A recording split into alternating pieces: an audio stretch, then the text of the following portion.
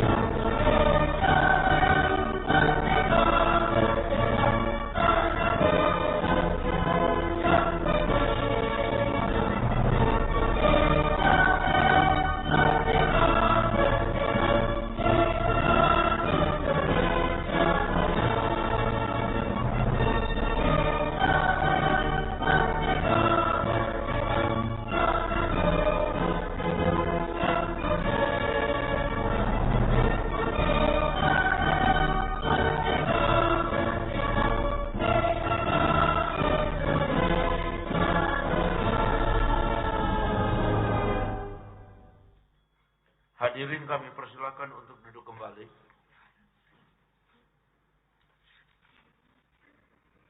Sidang Dewan yang kami hormati, sesuai dengan hasil keputusan rapat konsultasi pengganti rapat Badan Musyawarah DPR RI antara pimpinan DPR dan pimpinan fraksi-fraksi tanggal 8 Juni 2026, acara rapat paripurna hari ini adalah 1. Pembicaraan tingkat 2 atau pengambilan keputusan terhadap rancangan undang-undang tentang perubahan ketiga atas Undang-Undang Nomor 2 Tahun 2022 tentang Kepolisian Negara Republik Indonesia. 2. Tanggapan pemerintah terhadap pandangan fraksi-fraksi atas kerangka ekonomi makro dan pokok-pokok kebijakan fiskal RAPBN tahun anggaran 2027. Apakah acara rapat tersebut dapat disetujui? Yang terhormat para anggota Dewan dan hadir yang kami muliakan, sebelum memasuki acara rapat paripurna hari ini kepada Menteri Hukum Republik Indonesia, Menteri Sekretaris Negara Indonesia, Kepala Kepolisian Negara Republik Indonesia, jajaran Kementerian Keuangan Republik Indonesia, dan jajaran Kementerian Pendayagunaan Aparatur Negara dan Reformasi Birokrasi, kami persilakan untuk memasuki ruang sidang kepada anggota Dewan agar tetap di tempatnya masing-masing untuk mengikuti acara selanjutnya. Dengan ini rapat kami skors.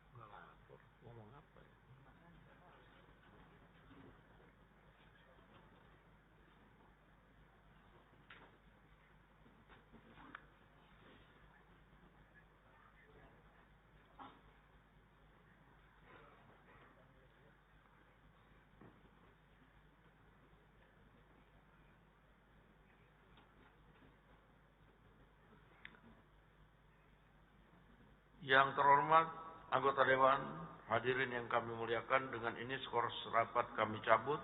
Rapat paripurna Dewan kita lanjutkan kembali.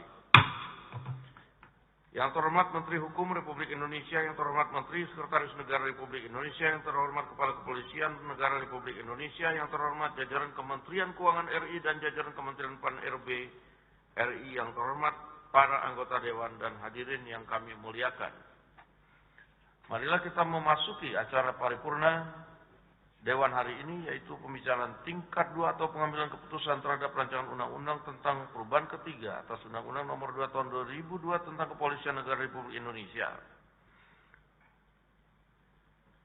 Berkenaan dengan hal di atas, berkenaan dengan ini kami mempersilakan kepada Ketua Komisi 3 DPR RI yang terhormat Saudara Dr. Habibur Rahman SH MH untuk menyampaikan laporannya. Waktu kami persilakan.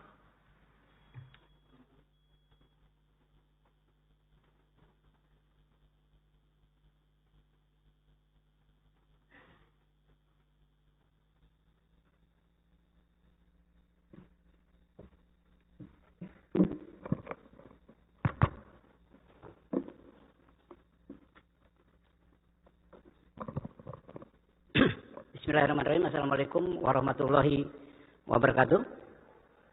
Laporan paripurna Komisi 3 DPR RI terkait rancangan undang-undang tentang perubahan ketiga atas Undang-Undang Nomor 2 Tahun 2002 tentang Kepolisian Negara Republik Indonesia dalam rapat paripurna DPR RI Selasa 9 Juni 2026.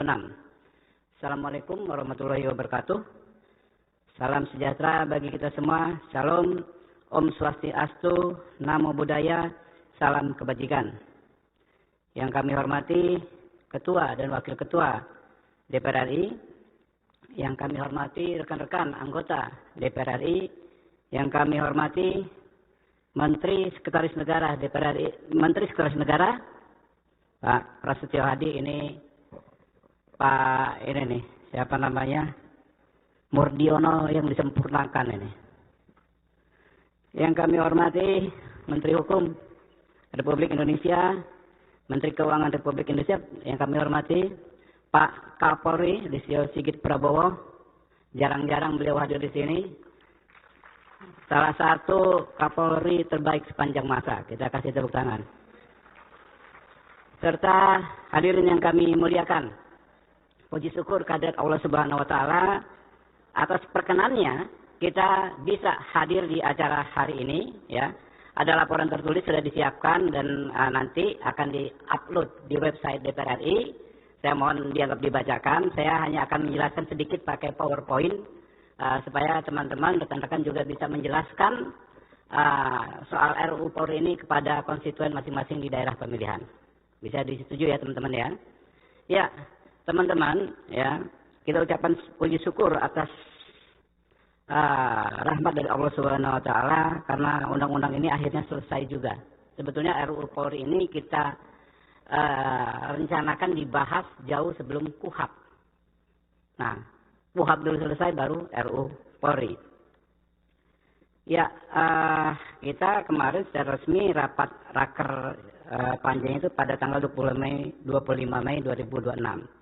Nah teman-teman, dalam konteks meaningful participation ini pasti akan banyak ditanyakan oleh teman-teman di daerah pemilihan oleh konstituen ya. Kami sampaikan bahwa meaningful participation ya, dalam penyusunan undang-undang ini sudah kita sangat maksimalkan. Pada tahap penyusunan ya, kita menggelar setidaknya 12 RDPU ya, untuk menerima masukan masyarakat terkait Undang-Undang Polri ini. Kemudian juga Komisi 3 melakukan kunjungan untuk mendapatkan masukan dari masyarakat, dari universitas di 12 provinsi. Lalu kita mengundang 15 ahli, 6 kelompok masyarakat, 3 kelompok mahasiswa memberikan masukan terhadap upaya reformasi Polri. Kemudian juga saat pembahasan, teman-teman, setelah tanggal 25 Mei kemarin pembahasan, kita melakukan 12 RDPU ya, dilaksanakan untuk menerima masukan dari masyarakat, 6 pakar ilmu hukum, 2 pakar ilmu kesehatan masyarakat, 3 kelompok mahasiswa ya. Pak ilmu hukumnya mungkin bukan 6 tapi 16 ya.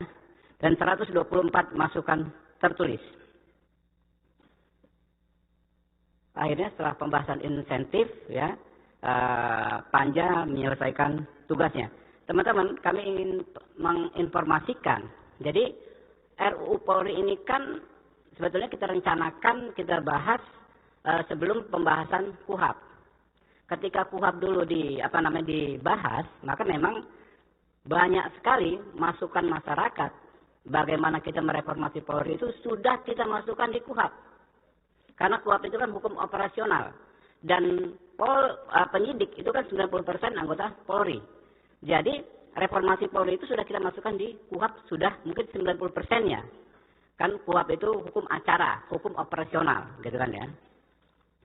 Ya kita tahu sebagaimana pernah saya sampaikan waktu pengesahan KUHAP di sini ya.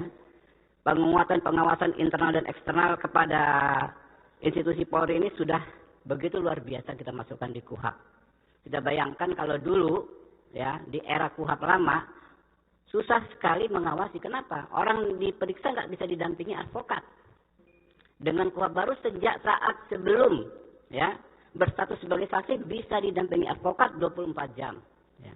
Dan advokatnya bisa bersikap aktif, ya, membela kepentingan kliennya. Kalau dulu di KUHAP yang lama cuma boleh duduk dengar diam catat. Ya bagaimana mau mengawasi kinerja penyidik atau anggota Polri. Ya. Kemudian di KUHAP yang baru ada CCTV. Diwajibkan ada CCTV, ada kamera pengawas dalam setiap aktivitas pemeriksaan. Kalau di KUHAP yang lama nggak ada, baru-baru ada CCTV. Makanya kan sering ada kejadian injak kaki, ya, dan lain sebagainya. Sekarang ada CCTV, ada kamera pengawas yang bisa diakses oleh advokat dan yang mewakili masyarakat. Dengan demikian, ketika kemarin KUHAP sudah disahkan, pada saat yang sama kita sebetulnya dengan serta-merta mendapatkan 100.000 orang yang menjadi pengawas polisi, yaitu advokat. 100.000 orang advokat ini representasi 200 juta lebih, 300 juta lebih warga negara Indonesia. Jadi pengawasan melekat dari eksternal itu langsung dari masyarakat. Nah, karena itu teman-teman, memang namanya undang-undang itu kan nggak bisa langsung ideal ketika disahkan langsung diimplementasikan 100%, nggak mungkin undang-undang apapun. Nah, kita mengacu ya pada RDPU yang digelar oleh Komisi 3 ya setelah KUHAP baru disahkan. Yang pada akhirnya semuanya itu selesai dengan mengacu pada KUHP dan KUHAP baru. Contoh misalnya kan yang kasus di Sleman, ada bapak-bapak mengejar penjamret ibunya, penjamret istrinya dijadikan tersangka. Kalau kita acuannya pada KUHAP baru, dia nggak bisa jadi tersangka. Dan alhamdulillah diterapkan demikian. Begitu juga kasus guru honorer yang dijadikan tersangka di Tanah Karo, Sumatera Utara. Bukan guru honorer, videografer, Amsal Sitepu. Demikian juga dengan mengacu KUHP dan KUHAP baru, maka bisa mengontrol penyidik. Begitu juga kasus guru honorer di Muaro Jambi yang dijadikan tersangka hanya karena mencukur muridnya rambut, ya. Dengan mengacu pada KUHP dan KUHAP baru, maka penyidik bisa diawasi, anggota Polri bisa diawasi, sehingga tidak terjadi abuse of power. Banyak sekali yang kita lakukan. Namun demikian, teman-teman, masih ada beberapa hal yang memang kita harus perbaiki di Undang-Undang Polri. Itulah yang kita kerjakan kemarin. Yang pertama, pokok-pokok pembahasan dalam RUU Polri ya. Yang pertama adalah penegasan terhadap tujuan dan arah transformasi Polri yang terbuka, transparan, profesional, berintegritas, serta berkualitas dalam pelayanan masyarakat. Yang kedua, penguatan fungsi, pengawasan, dan penerapan prinsip keterbukaan dengan pemanfaatan sistem teknologi dan informasi yang modern.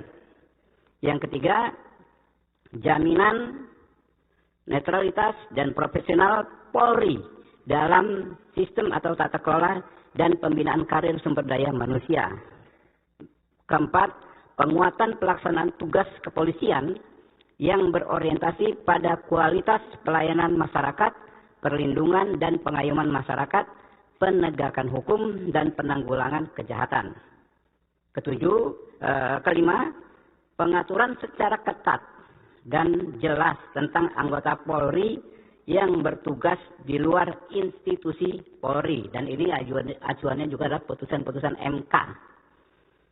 Keenam, pengaturan mengenai pemberhentian anggota Polri dan batas usia pensiun anggota Polri yang disesuaikan dengan kebutuhan organisasi secara lebih jelas dan teratur.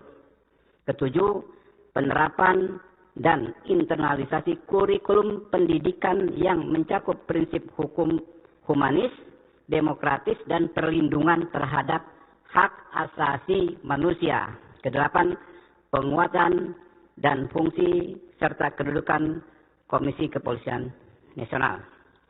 Demikian laporan kami sampaikan. Kami mohon agar bisa diproses selanjutnya laporan kami ini. Terima kasih. Billahi taufiq wal hidayah. Wassalamualaikum warahmatullahi wabarakatuh.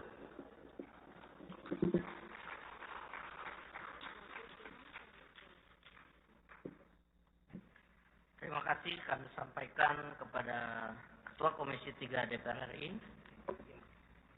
Oke.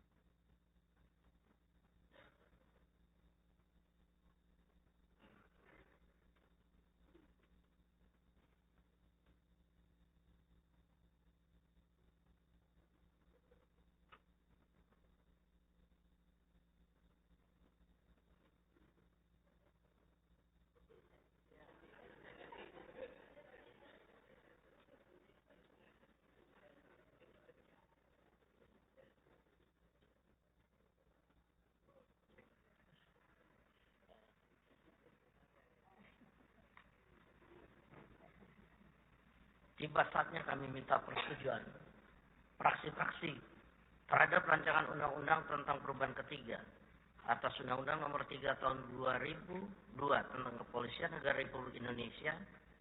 Apakah dapat disetujui untuk disahkan menjadi undang-undang?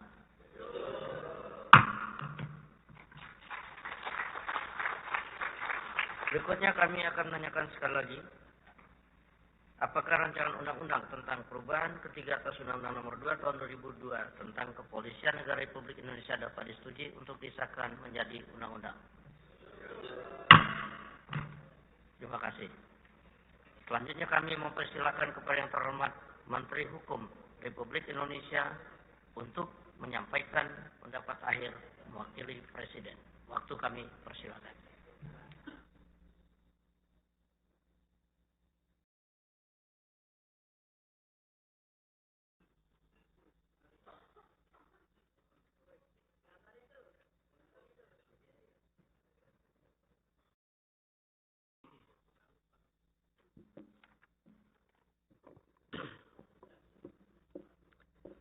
Bismillahirrahmanirrahim. Assalamualaikum warahmatullahi wabarakatuh. Salam sejahtera bagi kita semua. Shalom, Om Swastiastu, Namo Buddhaya, salam kebajikan. Yang terhormat pimpinan dan anggota Dewan Perwakilan Rakyat Republik Indonesia, izinkan saya membacakan pendapat akhir Presiden atas rancangan undang-undang tentang perubahan ketiga atas Undang-Undang Nomor 2 Tahun 2002 tentang Kepolisian Negara Republik Indonesia. Pertama-tama, marilah kita panjatkan puji syukur kehadirat Allah Subhanahu wa Ta'ala karena atas kuasa, rahmat dan karunia-Nya pada hari ini kita dapat hadir dalam rapat paripurna Rancangan Undang-Undang tentang Perubahan Ketiga atas Undang-Undang Nomor 2 Tahun 2002 tentang Kepolisian Negara Republik Indonesia. Sebagaimana kita ketahui bersama bahwa rancangan undang-undang tersebut telah diselesaikan pembahasannya dalam pembicaraan tingkat 1 dengan keputusan menyetujui untuk diteruskan ke tahap selanjutnya, yaitu pembicaraan tingkat 2 untuk mengambil keputusan dalam rapat paripurna Dewan Perwakilan Rakyat Republik Indonesia. Pada kesempatan yang berbahagia ini, perkenankan kami mewakili Bapak Presiden Republik Indonesia untuk menyampaikan pendapat akhir Presiden atas rancangan Undang-Undang tentang Perubahan Ketiga atas Undang-Undang Nomor 2 Tahun 2002 tentang Kepolisian Negara Republik Indonesia. Pimpinan dan anggota Dewan Perwakilan Rakyat yang terhormat, tuntutan akan terwujudnya masyarakat madani yang adil, makmur dan beradab berdasarkan Pancasila dan Undang-Undang Dasar Negara Republik Indonesia tahun 1945 mensyaratkan adanya stabilitas keamanan dan ketertiban dalam negeri. Hal tersebut perlu diikuti dengan upaya Polri untuk meningkatkan kinerja dalam pelaksanaan fungsi, peran, tugas, dan wewenang. Polri sebagai alat negara yang berperan dalam memelihara keamanan dan ketertiban masyarakat, menegakkan hukum, serta memberikan perlindungan, pengayoman, dan pelayanan kepada masyarakat dalam rangka terpeliharanya keamanan dalam negeri. Dalam melaksanakan tugasnya, Polri memerlukan dukungan sumber daya manusia yang profesional dan berkualitas untuk meningkatkan kinerja dalam pelaksanaan fungsi, tugas, dan wewenang Kepolisian Negara Republik Indonesia. Perkembangan lingkungan strategis, kemajuan teknologi informasi, serta semakin kompleksnya tantangan keamanan dan ketertiban masyarakat menuntut Polri untuk terus beradaptasi dan meningkatkan kapasitas agar mampu mengakomodasi kebutuhan organisasi, penguatan profesionalisme sumber daya manusia, serta peningkatan efektivitas pelaksanaan tugas kepolisian. Oleh karena itu, keberadaan landasan hukum yang lebih responsif dan adaptif menjadi kebutuhan yang mendesak guna memastikan Polri dapat menjalankan fungsi dan kewenangannya secara optimal sesuai dengan tuntutan zaman. Pimpinan dan anggota Dewan Perwakilan Rakyat Republik Indonesia yang terhormat, perkenankan kami menyampaikan beberapa hal yang menjadi penguatan dalam RUU Polri, yakni 1.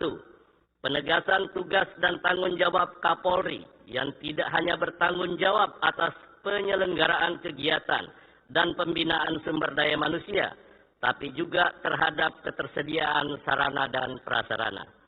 2. Penyesuaian kebutuhan tugas pokok yang dilaksanakan Kepolisian Negara Republik Indonesia. 3. Mengakomodir ketentuan Undang-Undang Nomor 8 Tahun 2026 tentang penyandang disabilitas dalam pengangkatan menjadi anggota Kepolisian Negara Republik Indonesia. 4. Pemenuhan hak-hak anggota Kepolisian Negara Republik Indonesia. 5. Pengisian jabatan oleh anggota Kepolisian Negara Republik Indonesia di luar organisasi Kepolisian Negara Republik Indonesia. 6. Batas usia pensiun anggota Kepolisian Negara Republik Indonesia. 7. Penyelenggaraan dan pembinaan pendidikan profesi Kepolisian Negara Republik Indonesia. Dan yang terakhir, penguatan tugas dan fungsi Komisi Kepolisian Nasional. Berdasarkan hal tersebut di atas dan setelah mempertimbangkan secara sungguh-sungguh persetujuan fraksi-fraksi, izinkanlah kami mewakili Bapak Presiden Republik Indonesia dalam rapat paripurna yang terhormat ini dengan mengucapkan puji syukur kepada Allah Subhanahu wa taala. Presiden menyatakan setuju terhadap rancangan undang-undang tentang perubahan ketiga atas Undang-Undang Nomor 2 Tahun 2002 tentang Kepolisian Negara Republik Indonesia. Pada akhirnya kami mewakili Bapak Presiden menyampaikan ucapan terima kasih dan penghargaan yang setinggi-tingginya kepada pimpinan dan anggota Dewan Perwakilan Rakyat Republik Indonesia yang terhormat yang dengan penuh dedikasi, kerja keras, pemikiran, perhatian, dan kerjasama untuk dapat menyelesaikan pembahasan rancangan undang-undang ini. Semoga Allah Subhanahu wa Ta'ala senantiasa melimpahkan rahmat dan karunia-Nya kepada kita semua. Wassalamualaikum warahmatullahi wabarakatuh. Om Santi Santi Santi Om. Atas nama Presiden Republik Indonesia, Menteri Hukum Republik Indonesia, Supratman Andi Aktas.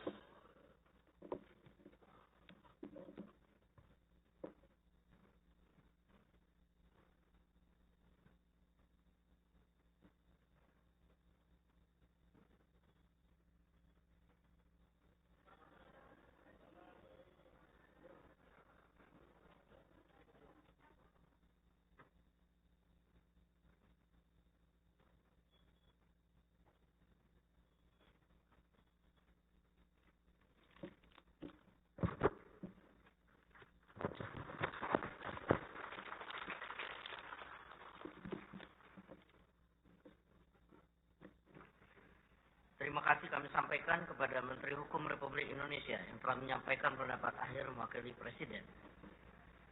Sekarang kami akan menanyakan kembali kepada seluruh peserta sidang yang terhormat, apakah rancangan undang-undang perubahan ketiga atas Undang-Undang Nomor 2 Tahun 2002 tentang Kepolisian Negara Republik Indonesia dapat disetujui untuk disahkan menjadi undang-undang. Setuju. Terima kasih. Melalui forum ini kami menyatakan penghargaan dan terima kasih yang setinggi-tingginya kepada yang terhormat Menteri Hukum Republik Indonesia, Menteri Sekretaris Negara, Menteri Keuangan, dan Menteri Pendayagunaan Aparatur Negara dan Reformasi Birokrasi atas segala peran serta dan kerjasama yang telah diberikan selama pembahasan rancangan undang-undang tersebut. Perkenankan pula atas nama pimpinan Dewan kami menyampaikan penghargaan dan terima kasih kepada pimpinan dan anggota Komisi 3 DPR RI yang telah menyelesaikan pembahasan rancangan undang-undang ini dengan lancar. Selanjutnya kepada Menteri Hukum Republik Indonesia, Menteri Sekretaris Negara, Kepala Kepolisian Republik Indonesia, jajaran Kementerian Keuangan, serta jajaran Kementerian Pendayagunaan Aparatur Negara, kami mempersilakan saudara-saudara untuk meninggalkan ruang sidang. Kepada Menteri Keuangan Republik Indonesia serta Menteri Perencanaan Pembangunan Nasional, kami persilakan untuk masuki ruang sidang, dan kepada anggota Dewan diminta agar tetap di tempat masing-masing. Dengan ini rapat kami skors.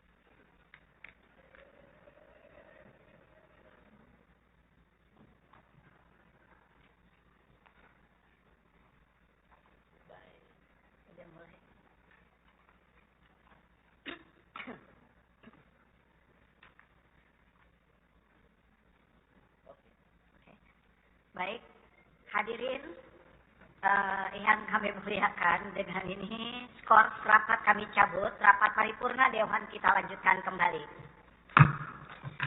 Yang terhormat Menteri Keuangan Republik Indonesia, yang terhormat Menteri Perencanaan Pembangunan Nasional, Kepala Bappenas Republik Indonesia, yang terhormat para anggota Dewan, hadirin sekalian yang kami muliakan, Marilah kita memasuki acara terakhir rapat paripurna Dewan hari ini, yaitu tanggapan pemerintah terhadap pandangan fraksi-fraksi atas kerangka ekonomi makro dan pokok-pokok kebijakan fiskal KEM PPKF RAPBN tahun anggaran 2027. Sebagaimana kita ketahui bersama bahwa fraksi-fraksi telah menyampaikan pandangan fraksi-fraksi atas kerangka ekonomi makro dan pokok-pokok kebijakan fiskal RAPBN tahun anggaran 2027 pada rapat paripurna tanggal 4 Juni 2026 yang lalu, dan sesuai dengan ketentuan pasal 167 ayat 5 Peraturan DPR RI nomor 1 tahun 2020 tentang tata tertib yang menyebutkan bahwa pemerintah memberikan tanggapan terhadap pandangan fraksi sebagaimana dimaksud pada ayat 4 dalam rapat paripurna DPR. Untuk itu, kepada yang terhormat Menteri Keuangan Republik Indonesia, kami persilakan untuk menyampaikan tanggapan pemerintah terhadap pandangan fraksi-fraksi atas kerangka ekonomi makro dan pokok-pokok kebijakan fiskal RAPBN tahun anggaran 2027. Kami persilakan.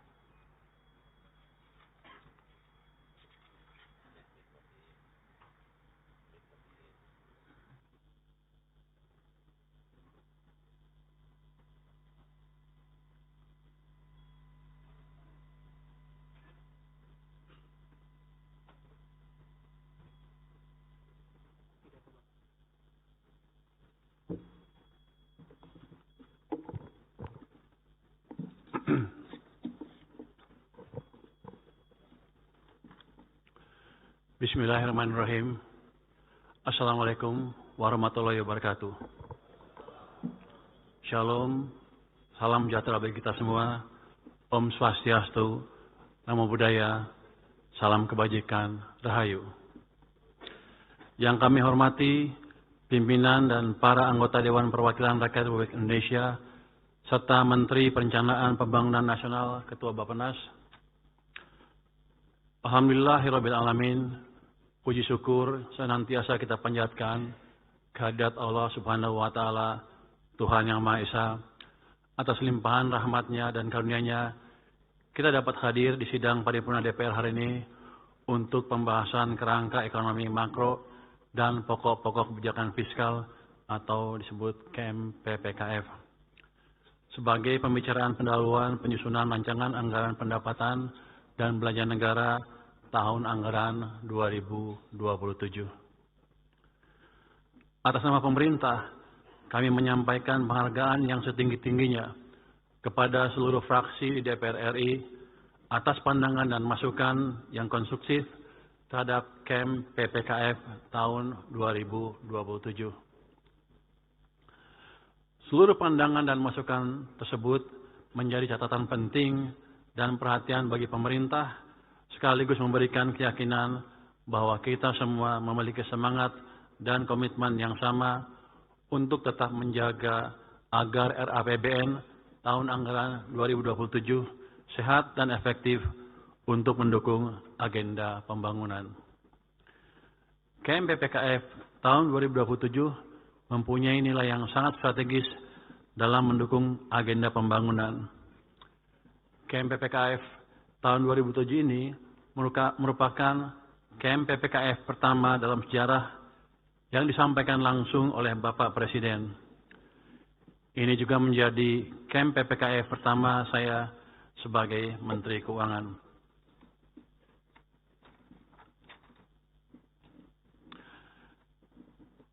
Yang akan kami tindak lanjuti sebagai basis penyusunan arsitektur RAPBN tahun 2027.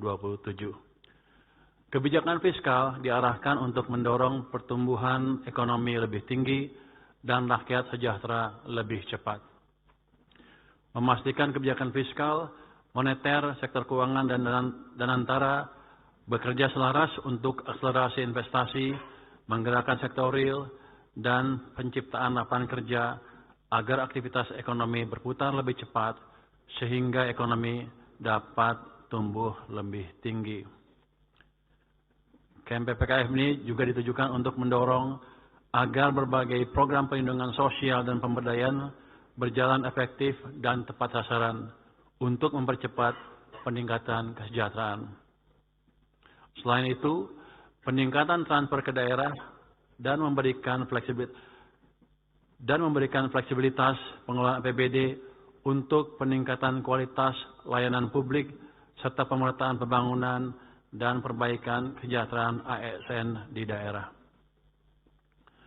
Pimpinan dan para anggota Dewan yang terhormat, pada kesempatan yang baik ini, perkenankan kami menyampaikan tanggapan atas pandangan fraksi Partai Demokrasi Perjuangan, fraksi Partai Golongan Karya, fraksi Partai Gerakan Indonesia Raya, fraksi Partai Nasional Demokrat, fraksi Partai Kebangkitan Bangsa, fraksi Partai Keadilan Sejahtera, fraksi Partai Amanat Nasional, dan fraksi Partai Demokrat terkait target pertumbuhan ekonomi tahun 2027.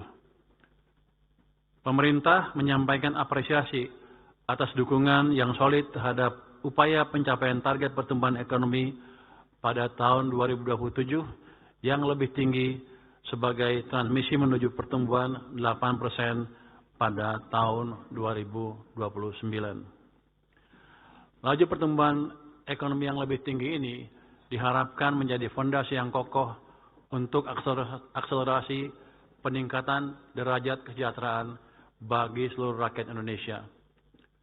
Adapun strategi yang ditempuh untuk mencapai pertumbuhan ekonomi yang lebih tinggi tersebut adalah sebagai berikut. Yang pertama, mendorong kebijakan fiskal, moneter, dan sektor keuangan yang selaras dan saling menguatkan.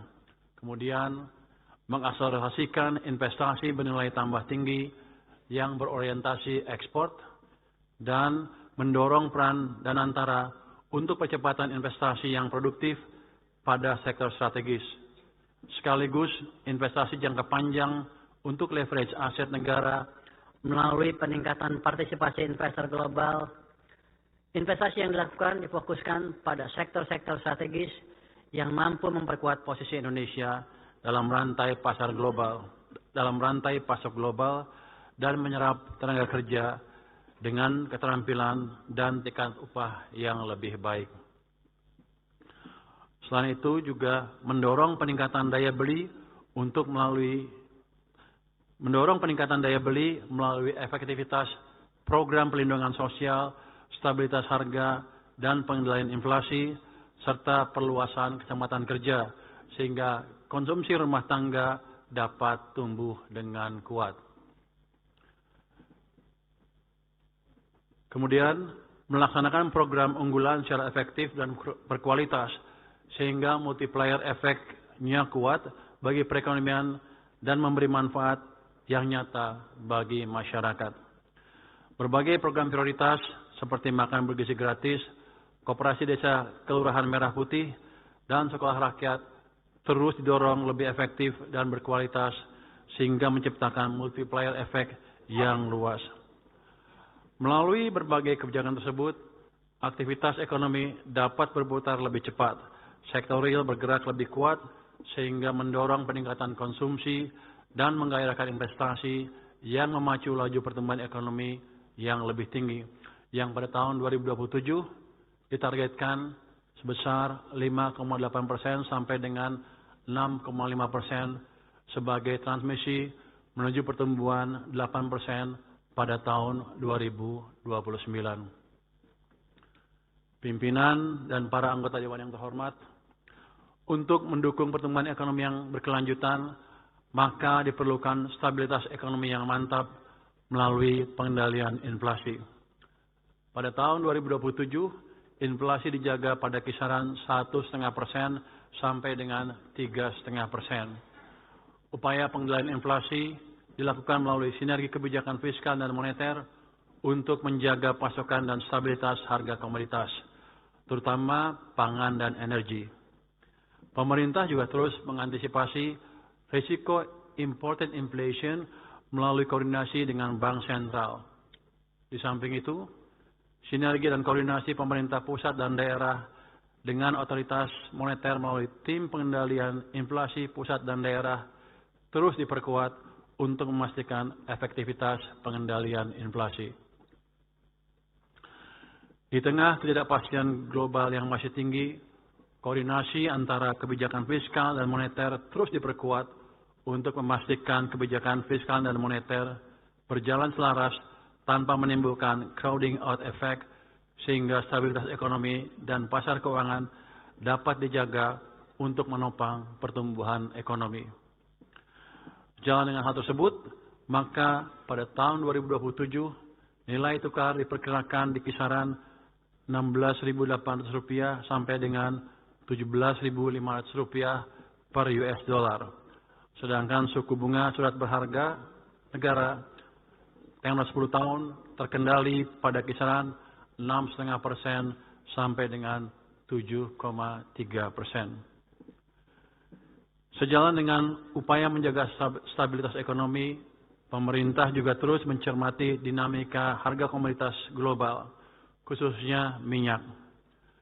Dengan mempertimbangkan ketidakpastian global yang masih tinggi, pemerintah menetapkan rentang asumsi ICP di kisaran $70 per barel sampai dengan $95 per barel. Rentang asumsi ICP tersebut telah mempertimbangkan potensi risiko dan strategi mitigasinya, sehingga di tengah ketidakpastian global yang masih tinggi, peran APBN sebagai shock absorber dapat dijalankan secara optimal. Pimpinan dan anggota Dewan yang kami hormati, dengan mencermati dinamika perekonomian terkini dan prospek ke depan, kami optimis perekonomian Indonesia akan mampu berputar lebih cepat dan tumbuh lebih tinggi sebagai fondasi akselerasi peningkatan kesejahteraan rakyat. Untuk itu, kebijakan fiskal tahun 2027 diarahkan untuk mendorong perekonomian tumbuh lebih tinggi, sejahtera lebih cepat. Selaras dengan itu, kebijakan fiskal difokuskan untuk mendukung 8 klaster program prioritas nasional dan 1 pendukung enabler yang terdiri dari 60 program kerja. 8 klaster program kerja prioritas nasional tersebut adalah 1. Kedaulatan pangan, 2. Kemandirian energi dan air, 3. Pendidikan, 4. Kesehatan, 5. Hilirisasi dan industrialisasi, 6. Infrastruktur, perumahan, dan ketahanan bencana, 7. Penguatan ekonomi kerakyatan dan pembangunan desa, dan yang ke-8 adalah penurunan kemiskinan. Sementara pendukung atau enabler adalah penguatan di bidang pertahanan dan keamanan, penegakan hukum, tata kelola pemerintahan, percepatan digitalisasi, dan diplomasi ekonomi. Oleh karena itu, APBN harus dijaga tetap sehat, kredibel, dan berkelanjutan. Pemerintah terus mendorong optimalisasi pendapatan negara, penguatan kualitas bekerja, penguatan kualitas belanja, dan pengembangan skema pembiayaan yang inovatif guna mendorong kinerja perekonomian sekaligus memastikan pemerataan hasil pembangunan. Sejalan dengan hal tersebut, postur makrofiskal tahun 2027 didesain secara kolaboratif, terarah, dan terukur dengan defisit 1,8% sampai dengan 2,4% PDB yang ditumpang pendapatan negara sebesar 11,82% sampai dengan 12,40% PDB untuk pendukung belanja negara sebesar 13,62% hingga 14,80% PDB. Pimpinan dan anggota Dewan yang kami hormati, pemerintah mengapresiasi pandangan seluruh fraksi DPR RI agar pemerintah terus mendorong upaya optimalisasi pendapatan negara, baik melalui perluasan basis penerimaan maupun pengelolaan sumber daya alam yang lebih baik.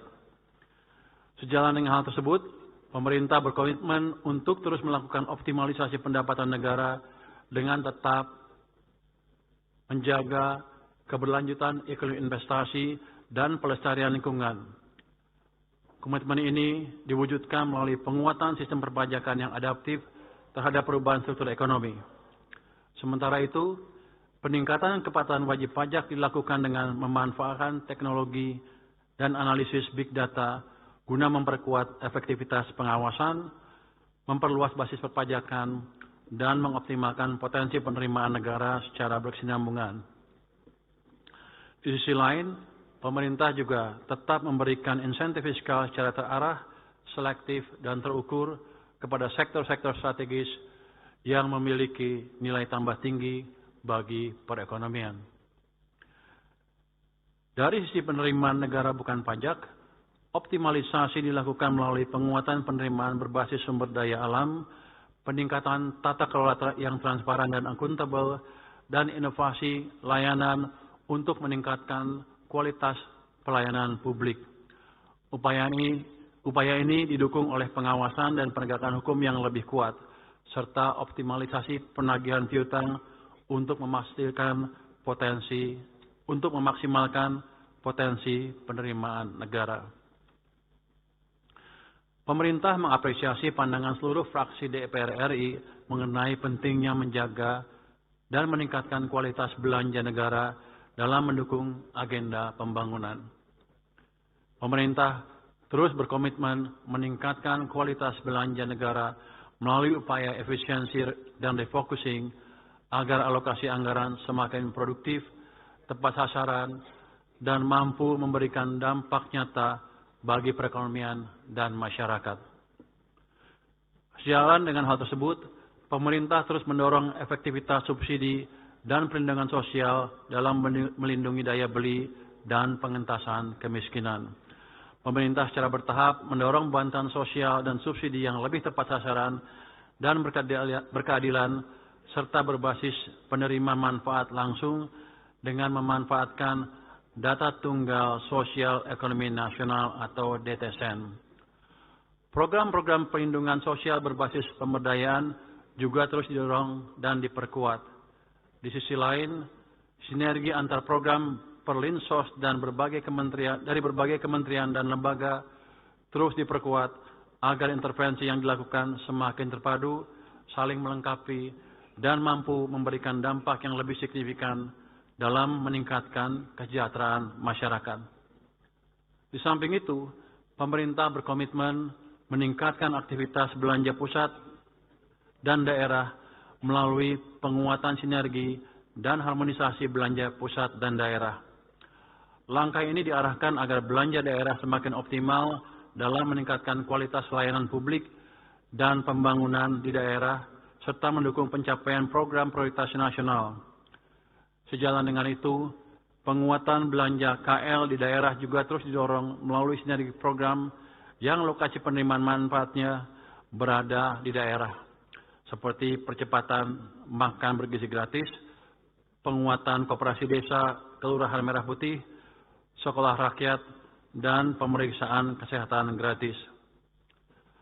Pada sisi lain, dalam implementasi Undang-Undang HKPD, pemerintah senantiasa mendorong harmonisasi pusat dan daerah semakin solid dengan tetap memberikan fleksibilitas pengelolaan APBD dalam meningkatkan kualitas layanan publik dan peningkatan kesejahteraan ASN di daerah. Selanjutnya, pemerintah menyampaikan apresiasi atas pandangan fraksi Partai Demokrasi Indonesia Perjuangan, fraksi Partai Golongan Karya, fraksi Partai Gerakan Indonesia Raya, fraksi Partai Nasional Demokrat, fraksi Partai Kebangkitan Bangsa, fraksi Partai Keadilan Sejahtera, fraksi Partai Amanat Nasional, dan fraksi Partai Demokrat mengenai pentingnya pengelolaan defisit dan pembiayaan anggaran secara prudent, terukur, dan tetap berada dalam batas yang aman. Kebijakan pengelolaan defisit dan pembiayaan anggaran tersebut tidak hanya diarahkan untuk memenuhi kebutuhan pendanaan jangka pendek, tetapi juga untuk menjaga kesinambungan fiskal dalam jangka menengah dan panjang. Oleh karena itu, kebijakan pembiayaan anggaran senantiasa diarahkan untuk mendorong kegiatan produktif yang dapat memperkuat daya saing dan ketahanan ekonomi nasional dalam jangka menengah dan jangka panjang. Untuk menutup defisit anggaran tersebut, skema pembiayaan defisit anggaran akan dikelola secara inovatif, prudent, dan berkelanjutan dengan mengendalikan defisit utang dalam batas yang aman. Sinergi dengan Danantara, Special Mission Vehicles, Badan Layanan Umum, dan Sovereign Wealth Fund dilakukan untuk mendukung akselerasi transformasi ekonomi dan memperkuat ketahanan fiskal melalui penyediaan fiscal buffer secara andal dan efisien. Ketua, para wakil ketua, dan ibu anggota dewan yang kami muliakan, demikian jawaban dan tanggapan pemerintah atas pandangan fraksi-fraksi Dewan Perwakilan Rakyat terhadap kerangka ekonomi makro dan pokok-pokok kebijakan fiskal tahun 2027 dalam rangka pembicaraan pendahuluan RAPBN tahun anggaran 2027. Tanggapan yang lebih lengkap terhadap pandangan fraksi-fraksi DPR kami sampaikan secara tertulis sebagai bagian yang tidak terpisahkan dari jawaban yang kami sampaikan ini. Sebagai penutup, atas nama pemerintah, kami menyampaikan terima kasih dan penghargaan yang sebesar-besarnya atas dukungan dan kerjasama segenap anggota Dewan Perwakilan yang terhormat. Semoga pembicaraan pendahuluan RAPBN tahun anggaran 2027 dapat berjalan lancar dan sesuai dengan jadwal yang telah ditetapkan. Semoga Allah Subhanahu wa Ta'ala, Tuhan Yang Maha Esa, senantiasa membimbing dan menjaga kita. Amin. Wassalamualaikum warahmatullahi wabarakatuh.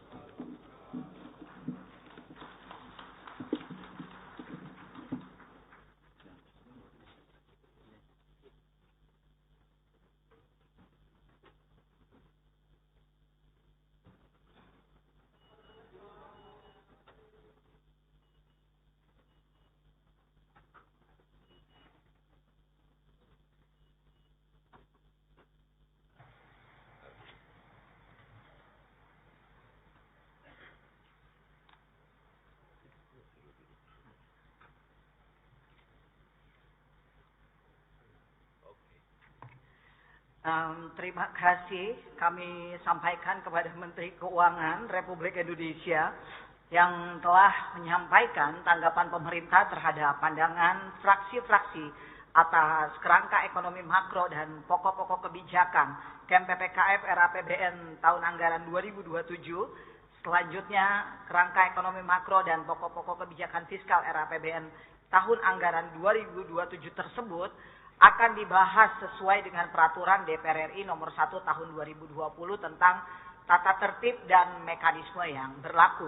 Perlu kami beritahukan bahwa sesuai dengan hasil keputusan rapat konsultasi pengganti rapat BAMUS tanggal 20 April 2026, DPR RI akan menyelenggarakan rapat paripurna pada tanggal 2 Juli 2026 dengan acara penyampaian laporan hasil pembahasan, pembicaraan pendahuluan RAPBN tahun anggaran 2027 dan rencana kerja pemerintah tahun 2027 oleh Badan Anggaran DPR RI. Yang terhormat para anggota Dewan, hadirin yang kami muliakan, sebelum memasuki acara selanjutnya kami persilahkan kepada yang terhormat Menteri Keuangan Republik Indonesia beserta jajaran, Menteri Perencanaan Pembangunan Nasional, Kepala Bappenas RI beserta jajaran untuk meninggalkan ruang sidang, dan kepada para anggota Dewan diminta agar tetap di tempatnya masing-masing untuk mengikuti acara selanjutnya. Dengan ini rapat kami skor.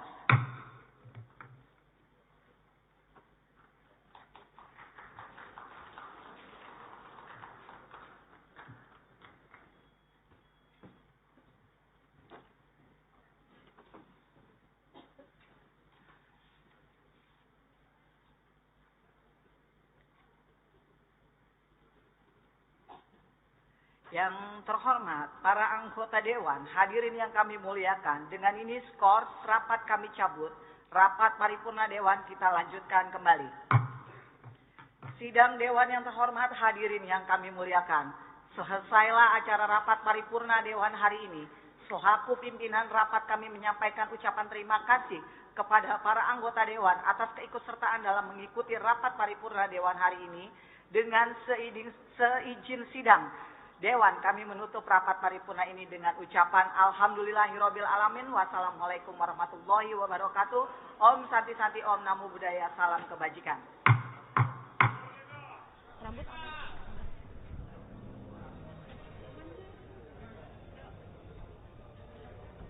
Selamat pagi pemirsa TVR Parlemen dimanapun Anda berada. Baru saja Anda menyaksikan rapat paripurna ke-21 masa persidangan 5 tahun sidang 2025 hingga 2026 Dewan Perwakilan Rakyat Republik Indonesia. Di mana tadi ada 2 daftar acara. Yang pertama pemirsa, pembicaraan tingkat 2 ataupun pengambilan keputusan terhadap rancangan undang-undang tentang perubahan ketiga atas Undang-Undang Nomor 2 Tahun 2002 tentang Kepolisian Negara Republik Indonesia. Di mana tadi seperti kita telah saksikan juga rancangan undang-undang ini telah disahkan menjadi undang-undang perubahan ketiga atas Undang-Undang Nomor 2 Tahun 2002 tentang Kepolisian Negara Republik Indonesia. Di mana tadi terdapat 8 pokok pembahasan dalam rancangan undang-undang ini. Yang pertama, penegasan terhadap tujuan dan arah transformasi Polri yang terbuka, transparan, profesional, berintegritas serta berkualitas dalam pelayanan masyarakat. Yang kedua, penguatan fungsi pengawasan dan penerapan prinsip keterbukaan dengan pemanfaatan sistem teknologi informasi yang modern, dan seterusnya. Dilanjutkan juga dengan acara yang kedua pemirsa, yakni tanggapan pemerintah terhadap pandangan fraksi-fraksi atas kerangka ekonomi makro dan pokok-pokok kebijakan fiskal atau yang sering juga kita sebut sebagai KEM PPKF RAPBN tahun anggaran 2027. Di mana DPR RI juga akan menyelenggarakan rapat paripurna lanjutan pada tanggal 2 Juli 2026 untuk menindaklanjuti hal ini. Demikian laporan kami pemirsa, selamat menyaksikan acara selanjutnya. Terima kasih.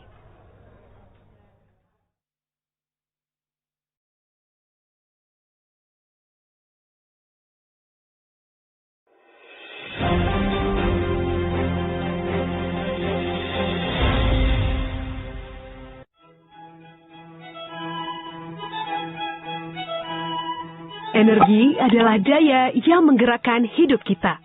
Lingkungan adalah warisan yang harus kita jaga. Dan investasi adalah jalan menuju cerahnya masa depan bangsa. Jaga energi yang menggerakkan negeri dan merawat alam sebagai warisan untuk generasi nanti. Ada satu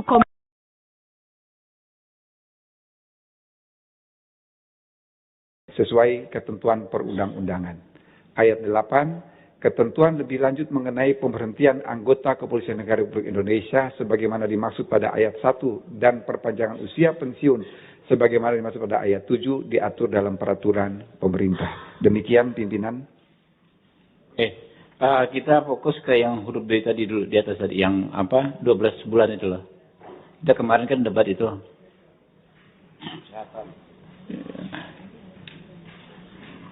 Tidak dapat melaksanakan tugas terus-menerus selama 12 bulan karena sakit jasmani atau rohani. Saya pikir ini kurang manusiawi ya, orang sakit malah kita berhentikan gitu. Saya usul kita drop nih. Pendapat teman-teman gimana? Pak Ketua. Iya. Iya, jangan tanggung jawab institusi dong kalau ada anggota sakit kan, tidak dapat menjalankan tugas, tanggung jawab institusi menyembuhkannya, harusnya justru itu ya. Ya, Bu Mercy. Baik, terima kasih Pak Ketua. Untuk poin D saya setuju kita drop, karena memang betul tidak humanis. Mereka yang menjalankan tugas tertembak misalnya, atau kemudian mengalami cacat dan sesudah itu diberhentikan hanya karena isu kesehatan. Saya kira ini sangat-sangat tidak manusiawi. Yang kedua, bisa jadi juga ada berdampak terhadap mental health karena penugasan. Jadi mungkin ditempatkan di bidang-bidang yang relevan terkait dengan kondisinya. Di pasal sebelumnya kita sudah mensahkan bagi yang mengalami difabilitas.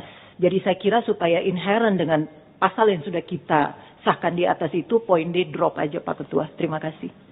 Ya, ada dari Pak Wayan. Pak Wamen, ini di ayat 2, huruf D, disebutkan bahwa tidak dapat melaksanakan tugas terus-menerus selama 12 bulan karena sakit jasmani dan atau rohani. Secara umum, pasal ini mengena. Tapi saya mengajukan salah satu contoh untuk dibuatkan redaksi, kalau memang ini yang tidak tepat, nggak apa-apa. Tapi andai kata argumen ini bisa dianggap tepat, perlu redaksi baru atau penambahan ayat, yaitu bagaimana seorang polisi yang bertugas di daerah perbatasan, umpama di Papua, kena tembak, cacatnya permanen, tapi perawatannya sangat panjang, lebih dari 1 tahun. Apakah orang yang sedang dirawat selama 1 tahun lebih, lalu mereka dipecat, padahal mereka berjuang untuk negaranya, begitu.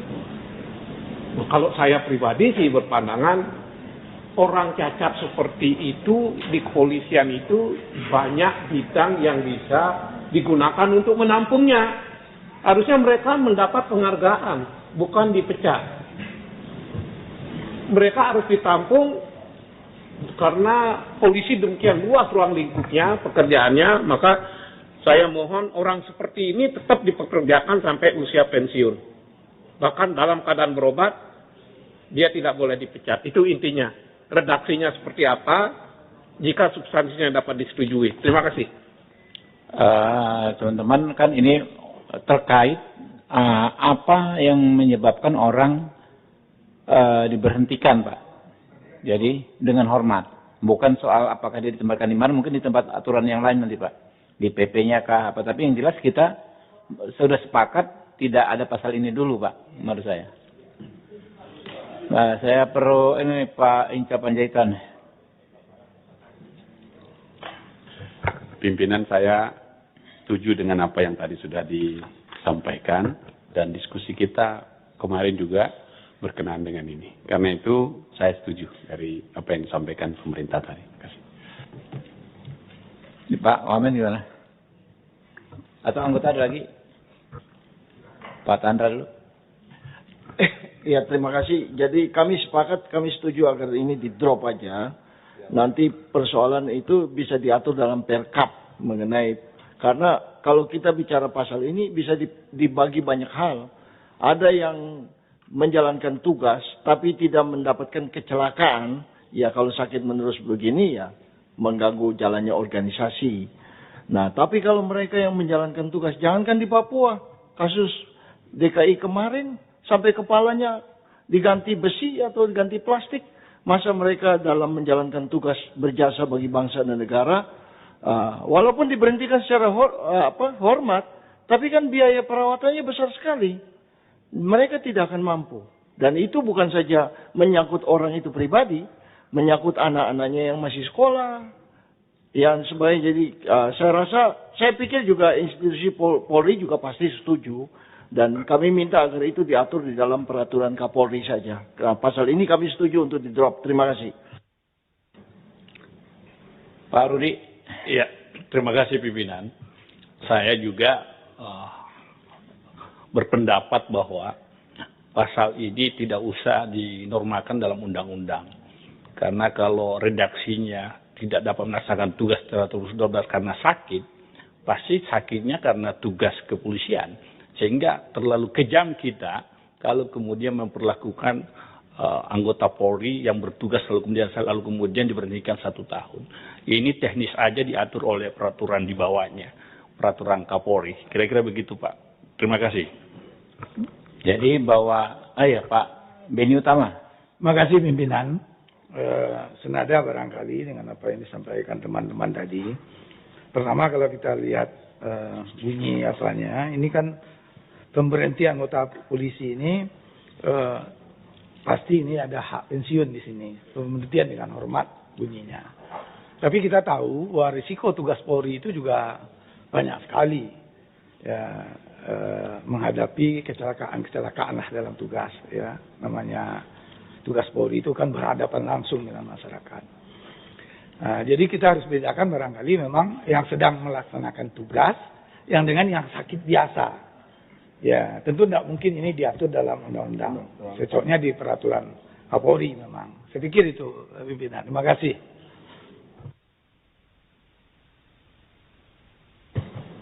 Iya, Pak Adang. Terima kasih pimpinan. Saya mendukung beberapa teman yang sudah menyampaikan.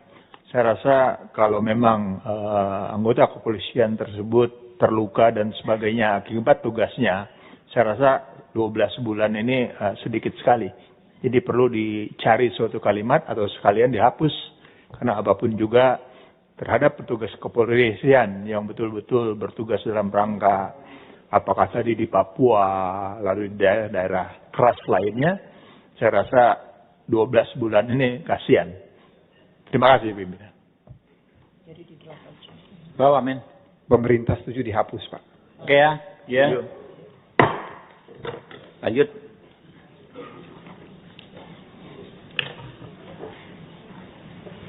Ada ini lagi nggak? Pimpinan, ya. Ada ayat 3 ini kami ingin memberikan masukan. Pak. Ayat 3. Saya bacakan aja. Anggota Kepolisian Negara Republik Indonesia dapat diberhentikan tidak dengan hormat dari jabatannya sebagaimana dimaksud pada ayat 1 huruf B karena A. Dipidana berdasarkan putusan pengadilan yang telah memiliki kekuatan hukum tetap. Nah, menurut saya ini kurang jelas ini. Nanti batasannya itu apa? Karena ya tadi ini sekaligus ini endang masukannya itu karena di dalam KUHP baru jenis hukuman itu banyak sekali. Ya, permaafan hakim, tindakan dan macam-macam. Jadi kalau menurut saya rumusannya dengan ancaman hukuman misalnya dipidana berdasarkan putusan pengadilan yang telah mempunyai kekuatan hukum tetap dengan ancaman pidana bagaimana maksimal berapa tahun? Iya, sehingga ini jelas. Kalau ini aja orang polisi langgar kode etik juga, bukan langgar SIM itu. Kan sudah pelanggaran itu berkekuatan hukum tetap juga itu pelanggaran itu. Apalagi di KUHP ini kan sudah tidak dibedakan antara kejahatan dan pelanggaran. Jadi kami usulkan itu harus dicantumkan. Kalau enggak ini berbahaya sekali. Bisa bermasalah. Terima kasih.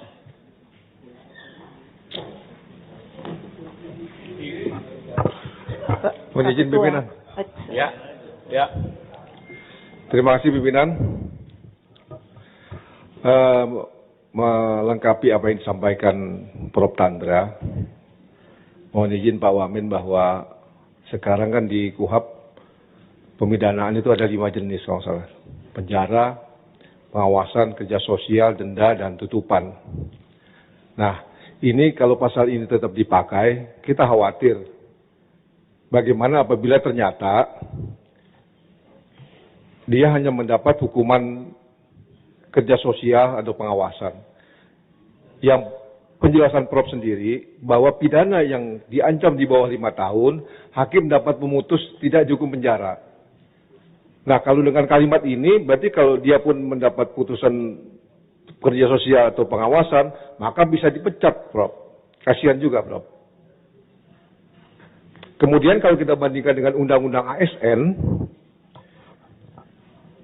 itu dia minimal 2 tahun baru bisa diberhentikan. Mungkin sebagai perbandingan saja. Terima kasih. Assalamualaikum warahmatullahi wabarakatuh. Pak Beni ya? Dipidana penjara 2 tahun. Diberhentikan dengan pidana penjara paling singkat 2 tahun. Ya, kita perlu pendapat Ketua Persatuan Guru Besar se-Indonesia, Pak Bimanto Wiono. Terima kasih pimpinan. Saya sepakat dengan teman-teman pimpinan bahwa memang harus ada batas minimalnya pidananya berapa tahun, karena apabila dia hanya mendapatkan pidana sanksi sosial saja kan rasanya tidak elok ya. Terima kasih pimpinan. Ada rumusannya nggak ya? Kayak sama ke orang DPR nih Pak, 5 tahun atau apa gitu? Ya. Pak Ketua. Ya, Bu Mercy. Ya. Berkaitan dengan pasal 3 ini Pak Ketua, poin A, dipidana berdasarkan putusan pengadilan yang telah memiliki kekuatan hukum tetap. Poin B, melanggar sumpah dan janji. 2 ayat ini menjadi sangat kabur sekali. Betul. Yang pertama, kalau berkekuatan hukum tetap, kalau sampai dengan PK, itu bisa 5-10 tahun. Dan yang kedua, melanggar sumpah janji jabatan, baiknya ditambahkan anak kalimat. Melanggar sumpah janji jabatan dan telah mendapatkan putusan dari sidang kode etik yang berstatus PTDH. Pemberhentian tidak dengan hormat. Karena itu hierarki sanksi. Dari sanksi etika kemudian sanksi administrasi. Sanksi administrasi kan terbagi dua. Jadi dari mulai demosi dan seterusnya sampai dengan yang paling terakhir PTDH. Jadi supaya kita juga tidak semena-mena Pak Ketua. Like and dislike bisa saja memecat orang ya. Jadi mungkin dengan ditambahkan anak kalimat berdasarkan putusan sidang kode etik kepolisian dengan status PTDH. Mungkin itu. Terima kasih. Mungkin kita itu saya tulis saja, tapi kita bahas yang poin A dulu nih, ya. Yang poin A dulu, coba. Teman-teman, ya Pak Beni Utama. Terima kasih, pimpinan.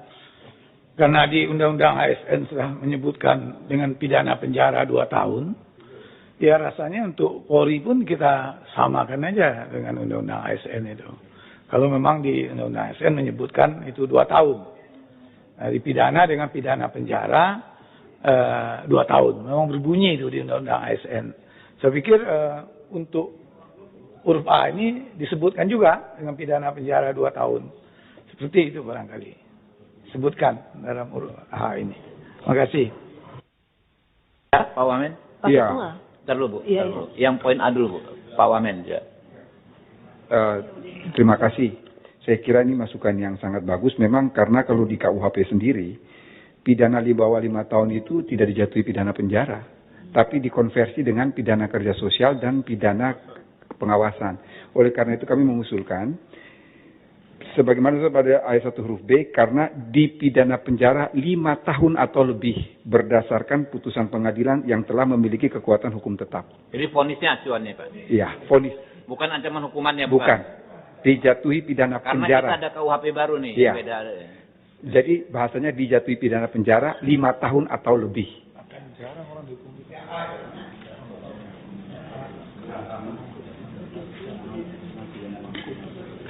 Ini berarti menyesuaikan KUHP Ya. baru dan KUHP baru. Sebab kalau dia hanya diancam 5 tahun saja, kemudian katakanlah dijatuhi 3 tahun, itu tidak masuk penjara Pak, pidana pengawasan. Atau pidana kerja sosial. Jadi benar juga masuk pidana pengawasan, pidana kerja sosial diberhentikan. Jadi yang membuat dia diberhentikan itu kan dia dijatuhi pidana penjara 5 tahun atau lebih. Sebab pidana pengawasan, pidana kerja sosial itu kan dia masih melakukan aktivitas dia seperti biasa. Jadi ukurannya adalah 5 tahun atau lebih. Untuk yang A dulu, yang A dulu. Pak Ketua, saya belum setuju Pak Ketua. Pak Ketua. Iya, biasanya dalam satu tindakan pelanggaran seperti kemarin kejadian yang di Tual ya, polisi yang melakukan pelanggaran tidak ujuk-ujuk dibawa ke pengadilan peradilan umum. Dia menghadapi satu proses internal, yaitu sidang kode etik ini. Ya, itu poin B, Bu. Iya enggak.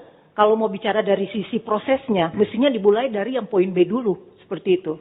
Jadi ada putusan PTDH itu, baru kemudian dilanjutkan dengan putusan pengadilan. Kalau dimulai dengan putusan pengadilan duluan, maka poin B menjadi rancu dan komite etik yang ada di Polri menjadi nggak berguna. Ini rasionalisasi hukumnya ya dari sisi prosesnya. Beda. Mungkin Pak Kadipkum bisa ini kasih pengayaan. Ya. Terima kasih Bapak Pimpinan, mohon izin. Yang pertama saya mohon izin Pak Wamen. Terkait dengan putusan PTDH tadi, apakah harus terlebih dahulu diputus dan sudah memiliki kekuatan hukum yang mengikat? Enggak, ini kan alternatif ini kan Pak. Alternatif Bu, bukan kumulatif, bukan perurutan. Bukan. Ini alternatif.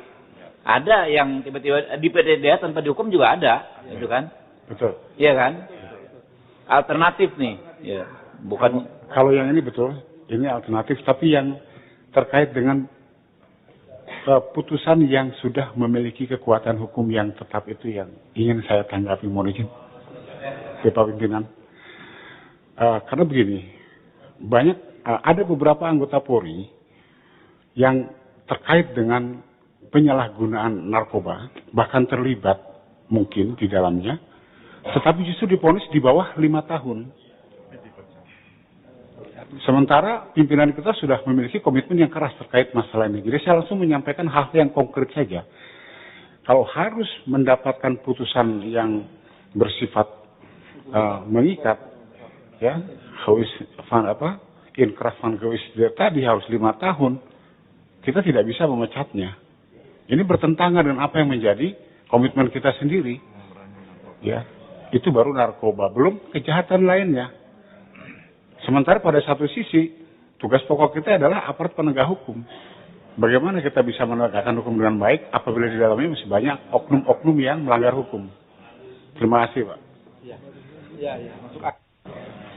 Jadi gimana rumusannya Pak Agus? Ancaman pidana maksimal saja.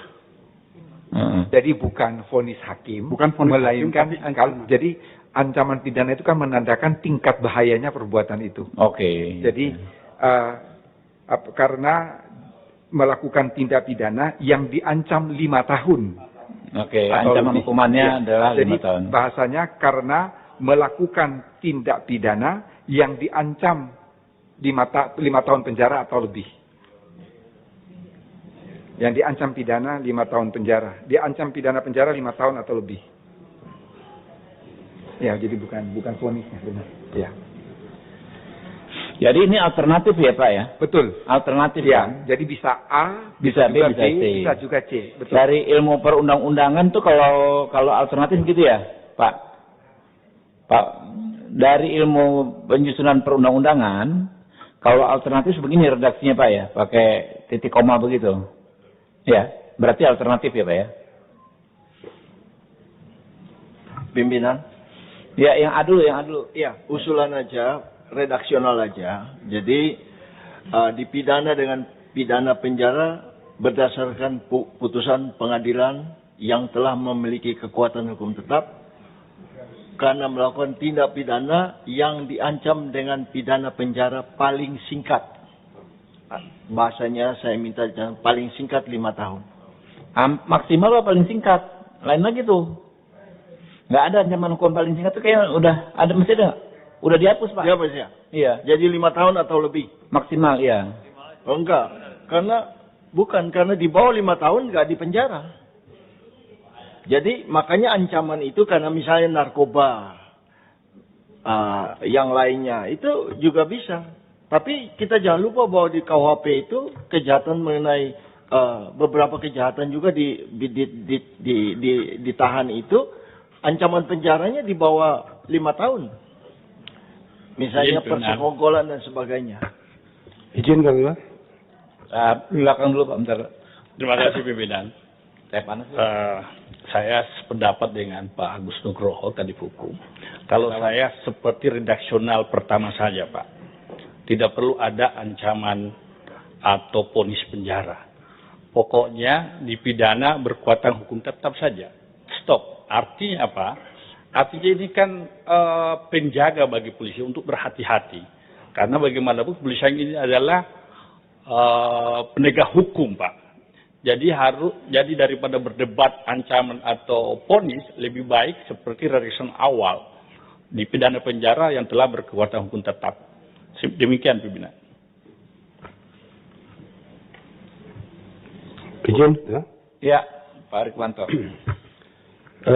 Saya coba berpendapat karena kita pelaksana di lapangan juga. Kita pernah menjadi komandan yang mengambil keputusan. Jadi 2 alternatif ini pada intinya yang di nomor 1-kan adalah kode etik. Jadi kode etik itu bisa langsung menjatuhkan keputusan kepada anggota yang bersalah di PTDH atau tidak. Kemudian hukuman pidana itu berlanjut bukan seiring ya, sesuai dengan perbuatan dan tanggung jawabnya. Itu tanggung jawab secara umum. Tapi secara dinas adalah yang diutamakan adalah kode etik itu. Ya, kita pernah melaksanakan beberapa kali seperti anggota kita pacaran, kemudian membius pacarnya kemudian digauli, ya, dan ketahuan dan dipermasalahkan. Itu perbuatan sudah jelas terungkap dalam kode etik. Jadi sudah lengkap semua kesalahannya secara kedinasan. Kita langsung jatuhkan putusan kode etik, dipecat. Tapi dia tetap setelah dipecat melaksanakan pidananya.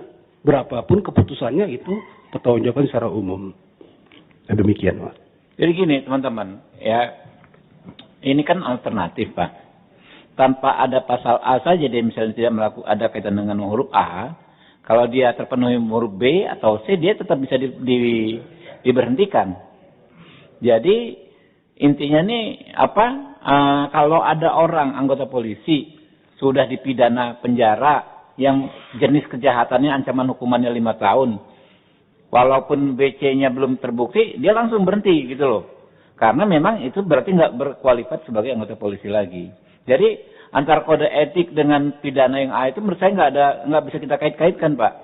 Ya, bisa jadi pidananya ringan ya kan ya, dia nggak diberhentikan, tapi dia kena yang B, kena yang C, gitu kan? Bisa jadi kan begitu. Tapi kalau misalnya ada orang anggota polisi sudah kena hukuman yang 5 tahun, ya ancaman hukumannya berarti kan memang berat. Nah, itu diberhentikan juga walaupun yang B dan C belum terbukti gitu kan. Kalau kita lihat ini kumulatif alternatif ini, Pak Ketua. Bisa kumulatif, kode etiknya kena, pidananya juga kena. Enggak, ini alternatif, Pak. Gini, kan? Ya. Bukan ya? Itu betul. Gini, kan? Ya, Pak Martin nih. Ini polisi bukan nih? Kawan polisi kita ini. Pimpinan, karena ini sifatnya alternatif, jadi saya berpandangan baiknya kembali ke redaksi awal yang mempunyai kekuatan hukum yang tetap. Gitu. Saya sepakat dengan kawan kita Rudal tadi, karena alternatif sifatnya ini dan pimpinan memperjelas tadi, jadi redaksi awal sudah paling pas menurut saya. Terima kasih. Boleh dikit pimpinan? Boleh. Saya mau jemput jalan pikirannya Pak Agus ini. Dan kalau kita sadari Undang-Undang Polri kita ini 2002, jadi sampai sekarang 24 tahun. Pertanyaan saya kira-kira, kita mau ambil lesson learning, pengalaman. Dalam 24 tahun ini, secara umum, apa atau pelanggaran apa yang mengakibatkan personal Polri itu diberhentikan itu? Mana lebih banyak? Dan apakah dengan gambaran data itu nanti, maka 3 rumusan alternatif ini cukup sebagai Pak, izin Pak, menurut saya ini saat ini kita mengambil keputusan Pak, jangan minta data lagi, repot lagi Pak. Ya, atas dasar itu saya mau mengatakan 3 opsi alternatif ini cukup untuk menegakkan Polri kita tadi, gitu. Ya, kena yang mana aja kena kok ini, menurut saya gitu. Kena apa melanggar salah satu aja dia berhenti gitu. Oh, iya. Iya kan? Jadi gimana nih teman-teman? Pak, kembali ke rumusan awal gitu. Kembali ke rumusan awal ya. Sama aja alternatif. Ya. Oke ya.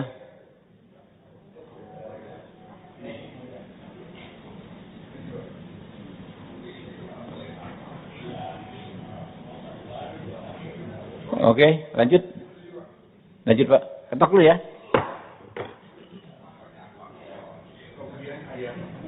Ayat 4, pemberhentian dilaksanakan sesuai dengan ketentuan perundang-undangan, Pak. Iyalah. Ya, dilaksanakan sesuai dengan ketentuan perundang-undangan, Pak. Iya. Ya memang dong. Kenapa? Oke ya.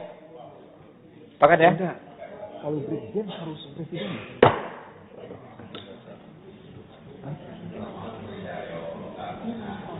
Beliau minta begitu.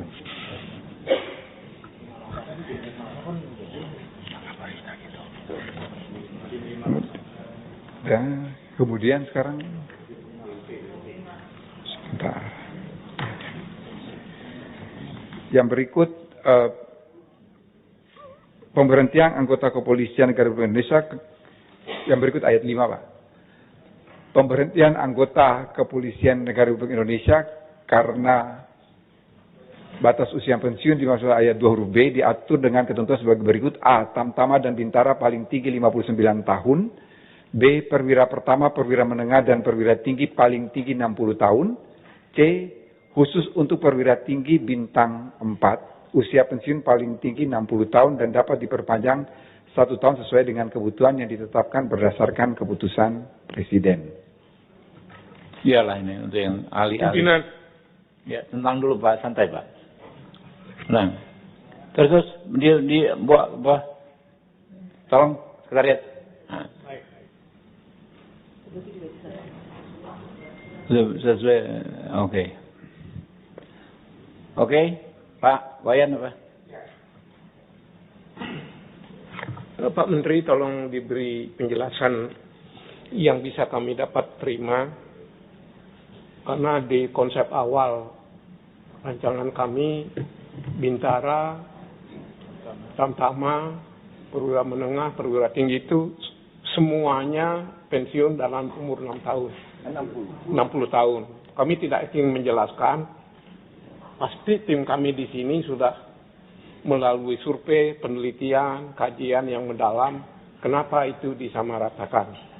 Antara lain, umur 59 bagi kami itu mengabaikan pertimbangan bahwa harapan hidup umur orang Indonesia itu semakin baik. Kalau kita menengok beberapa negara lain, malah umur 60 itu dianggap masih pemuda, Pak Menteri. Mohon maaf kalau boleh menyebut nama negaranya, negara Cina yang sudah maju itu. 60 tahun itu masih dianggap pemuda itu. Nah, jika kita memensiunkan bintara sebelum umur 60, mereka masih berstatus pemuda, mereka udah pensiun.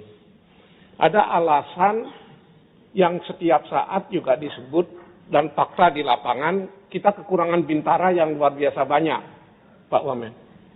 Di beberapa daerah, itu petugas kepolisian di desa itu merangkap 2 desa, 3 desa. Kenapa kita memensiunkan mereka lebih awal, padahal perwira tinggi malah ditambah. 60 bahkan bisa diperpanjang. Saya tidak mempersoalkan kompromi seperti ini, di mana 60 bisa ditambah 1 tahun, karena konsep kami adalah 63 tahun.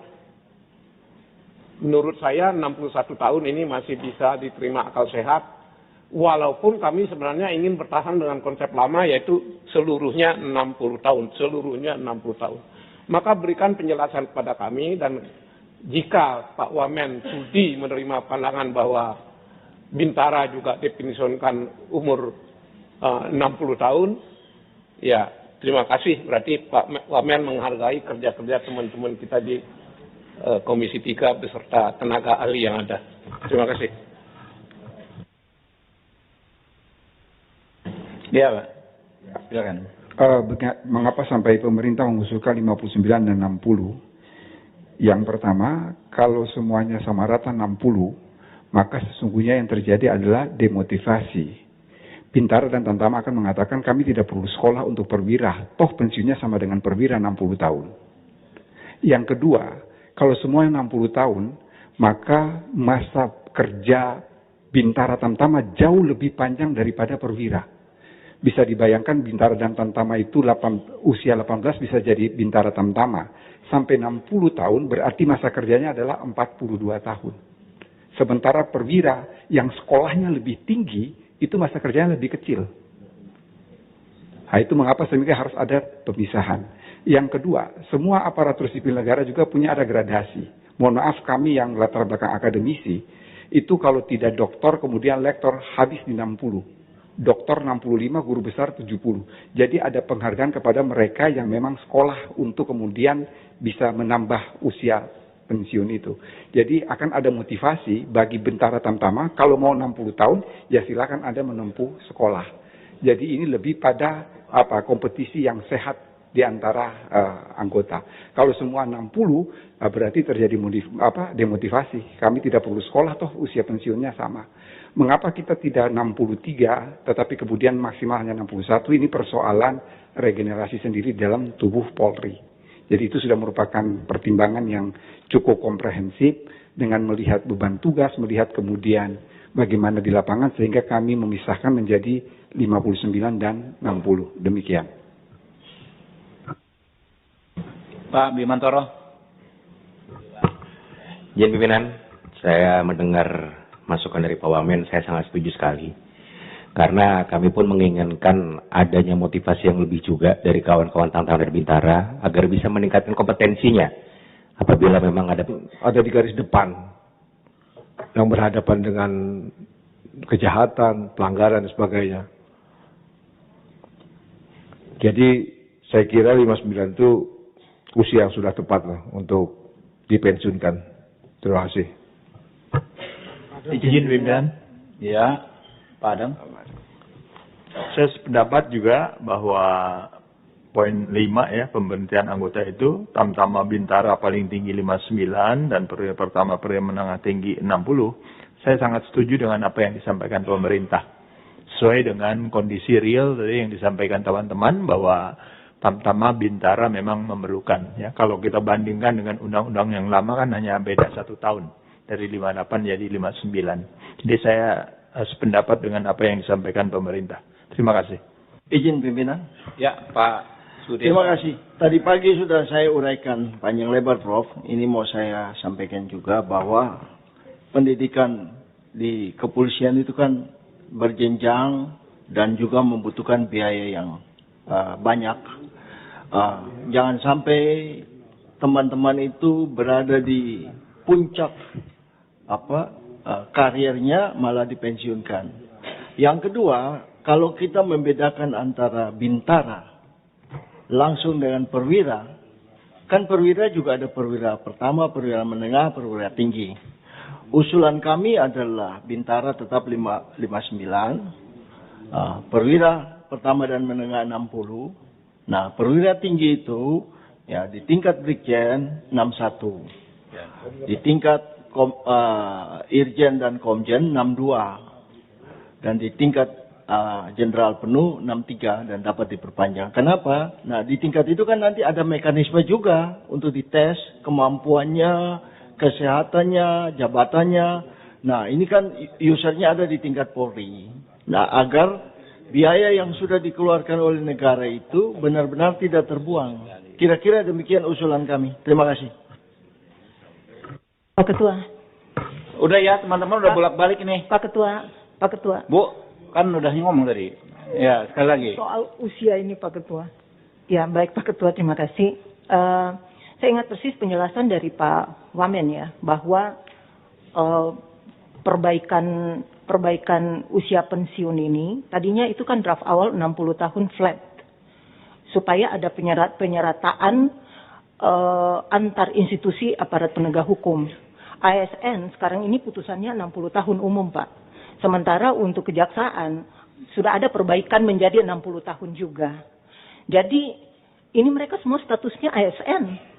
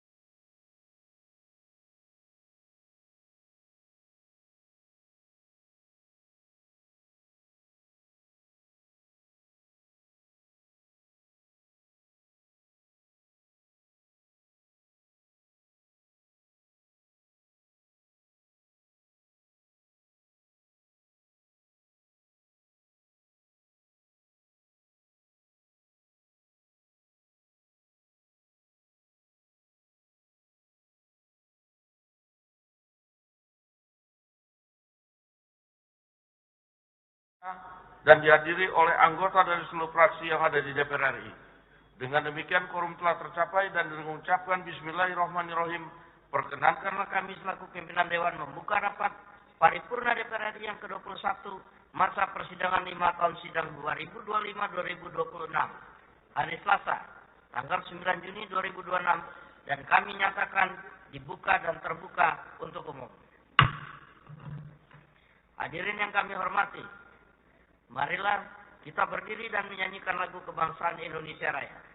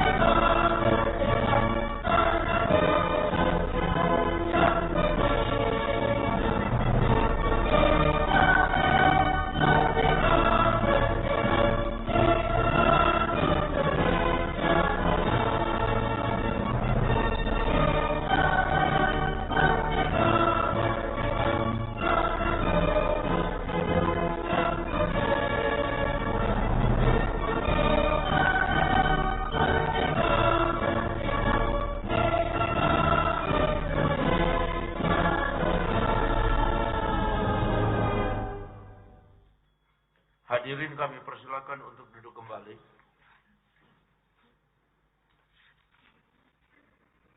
Sidang Dewan yang kami hormati, sesuai dengan hasil keputusan rapat konsultasi pengganti rapat Badan Musyawarah DPR RI antara pimpinan DPR dan pimpinan fraksi-fraksi tanggal 8 Juni 2026, acara rapat paripurna hari ini adalah 1. Pembicaraan tingkat 2 atau pengambilan keputusan terhadap rancangan undang-undang tentang perubahan ketiga atas Undang-Undang Nomor 2 Tahun 2022 tentang Kepolisian Negara Republik Indonesia. 2. Tanggapan pemerintah terhadap pandangan fraksi-fraksi atas kerangka ekonomi makro dan pokok-pokok kebijakan fiskal RAPBN tahun anggaran 2027. Apakah acara rapat tersebut dapat disetujui?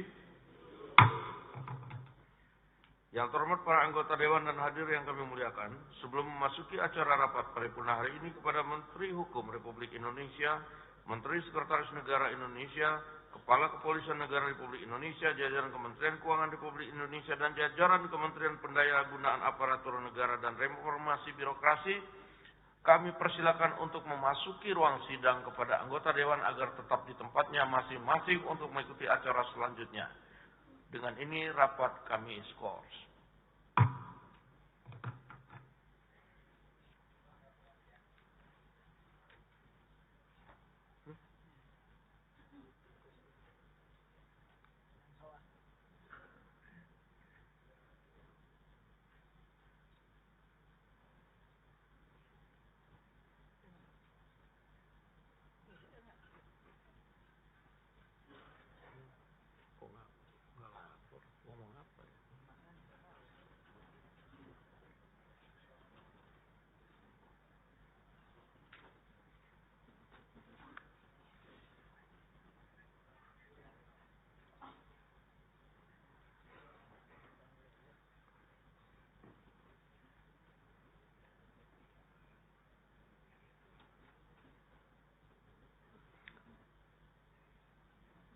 Yang terhormat anggota Dewan, hadirin yang kami muliakan, dengan ini skor rapat kami cabut. Rapat paripurna Dewan kita lanjutkan kembali. Yang terhormat Menteri Hukum Republik Indonesia, yang terhormat Menteri Sekretaris Negara Republik Indonesia, yang terhormat Kepala Kepolisian Negara Republik Indonesia, yang terhormat jajaran Kementerian Keuangan RI dan jajaran Kementerian PAN-RB RI, yang terhormat para anggota Dewan dan hadirin yang kami muliakan. Marilah kita memasuki acara paripurna Dewan hari ini, yaitu pembicaraan tingkat 2 atau pengambilan keputusan terhadap rancangan undang-undang tentang perubahan ketiga atas Undang-Undang Nomor 2 Tahun 2002 tentang Kepolisian Negara Republik Indonesia. Berkenaan dengan hal di atas, berkenaan dengan ini kami mempersilakan kepada Ketua Komisi 3 DPR RI yang terhormat Saudara Dr. Habibur Rahman SH MH untuk menyampaikan laporannya. Waktu kami persilakan.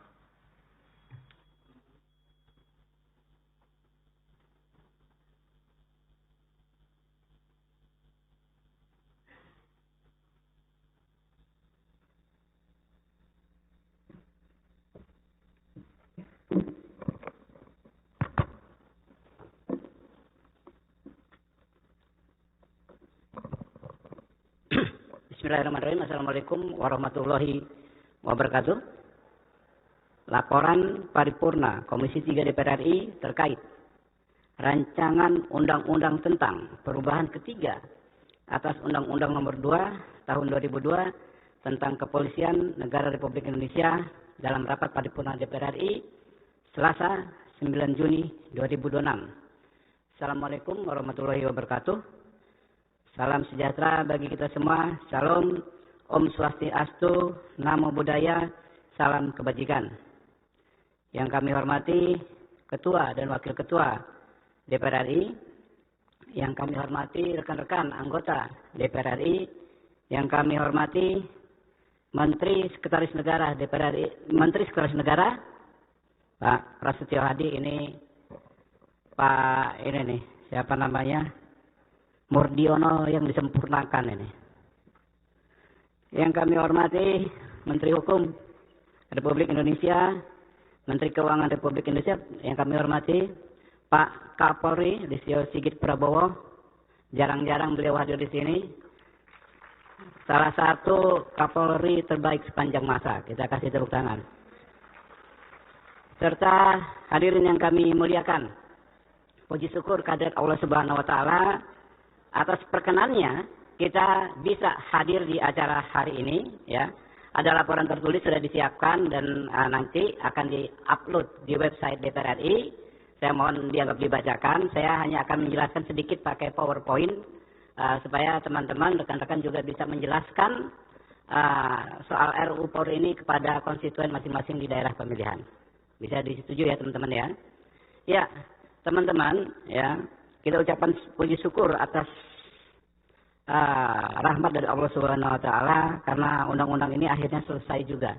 Sebetulnya RUU Polri ini kita rencanakan dibahas jauh sebelum KUHAP. Nah, KUHAP dulu selesai baru RUU Polri. Ya, kita kemarin secara resmi rapat raker panjang itu pada tanggal 25 Mei 2026. Nah teman-teman, dalam konteks meaningful participation ini pasti akan banyak ditanyakan oleh teman-teman di daerah pemilihan oleh konstituen ya. Kami sampaikan bahwa meaningful participation ya, dalam penyusunan undang-undang ini sudah kita sangat maksimalkan.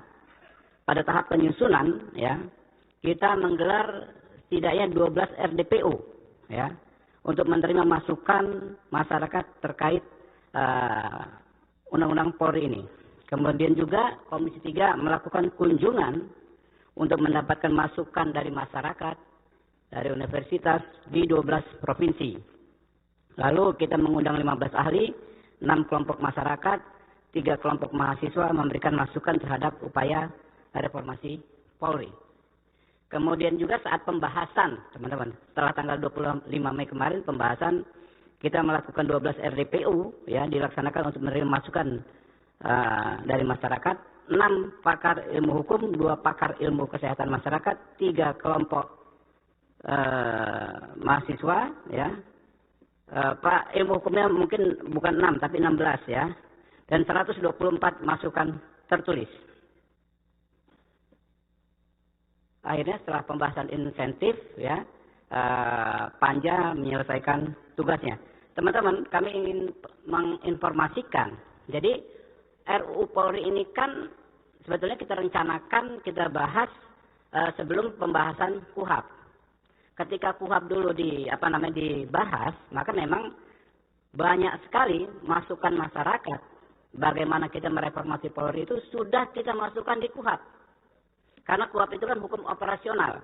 Dan penyidik itu kan 90% anggota Polri.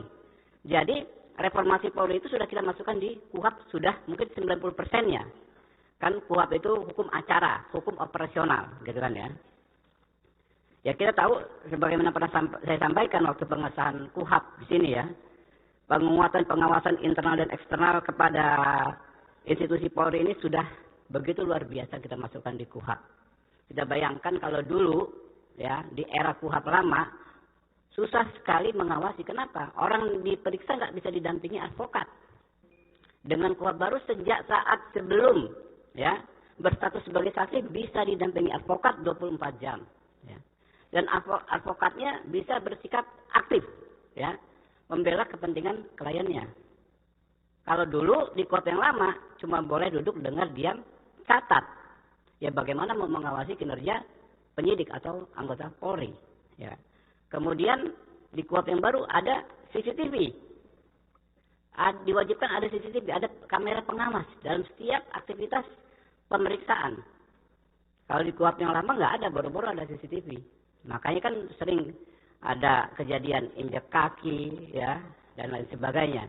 Sekarang ada CCTV, ada kamera pengawas yang bisa diakses oleh advokat dan yang mewakili masyarakat. Dengan demikian, ketika kemarin KUHAP sudah disahkan, pada saat yang sama kita sebetulnya dengan serta-merta mendapatkan 100.000 orang yang menjadi pengawas polisi, yaitu advokat.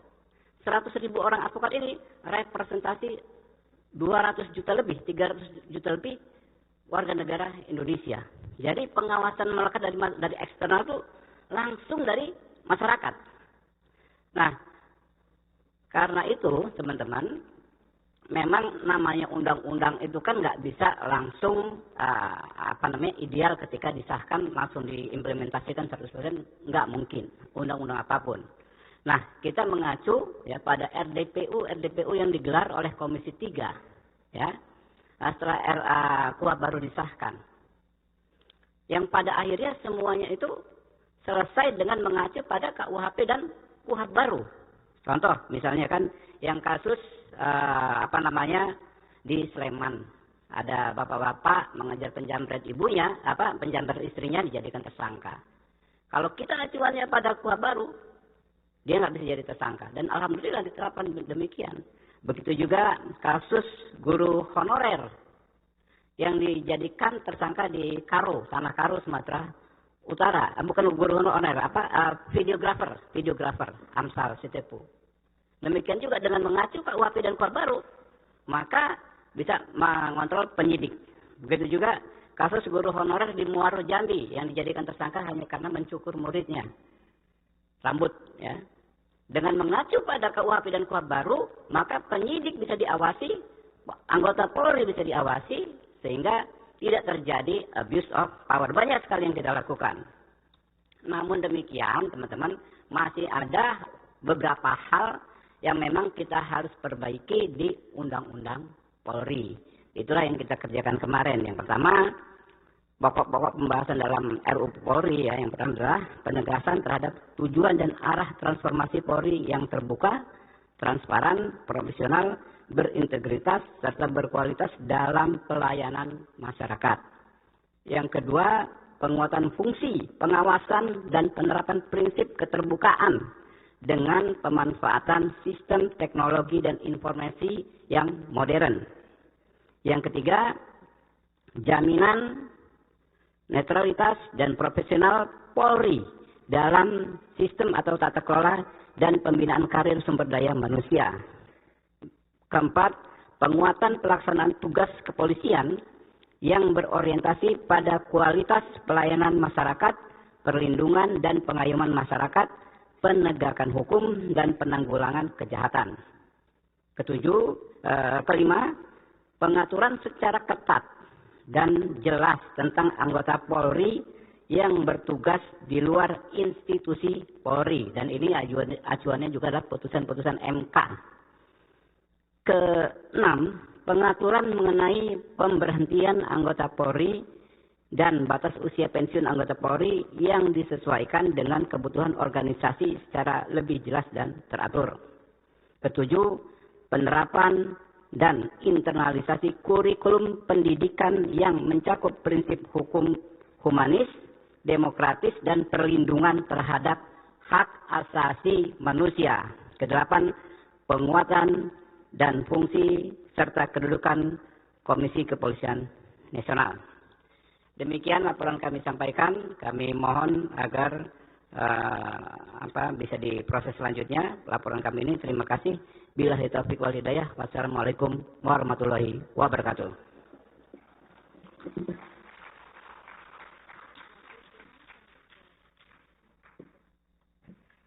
Terima kasih kami sampaikan kepada Ketua Komisi 3 DPR RI.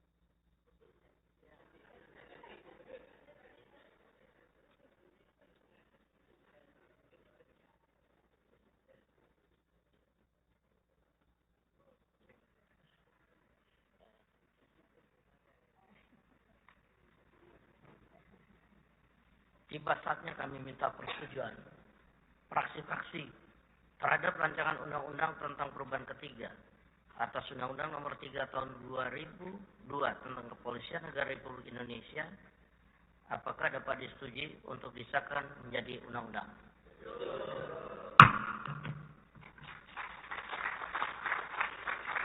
Berikutnya kami akan menanyakan sekali lagi, apakah rancangan undang-undang tentang perubahan ketiga atas Undang-Undang Nomor 2 Tahun 2002 tentang Kepolisian Negara Republik Indonesia dapat disetujui untuk disahkan menjadi undang-undang?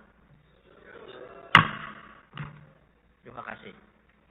Selanjutnya kami mempersilakan kepada yang terhormat Menteri Hukum Republik Indonesia untuk menyampaikan pendapat akhir mewakili Presiden. Waktu kami persilakan.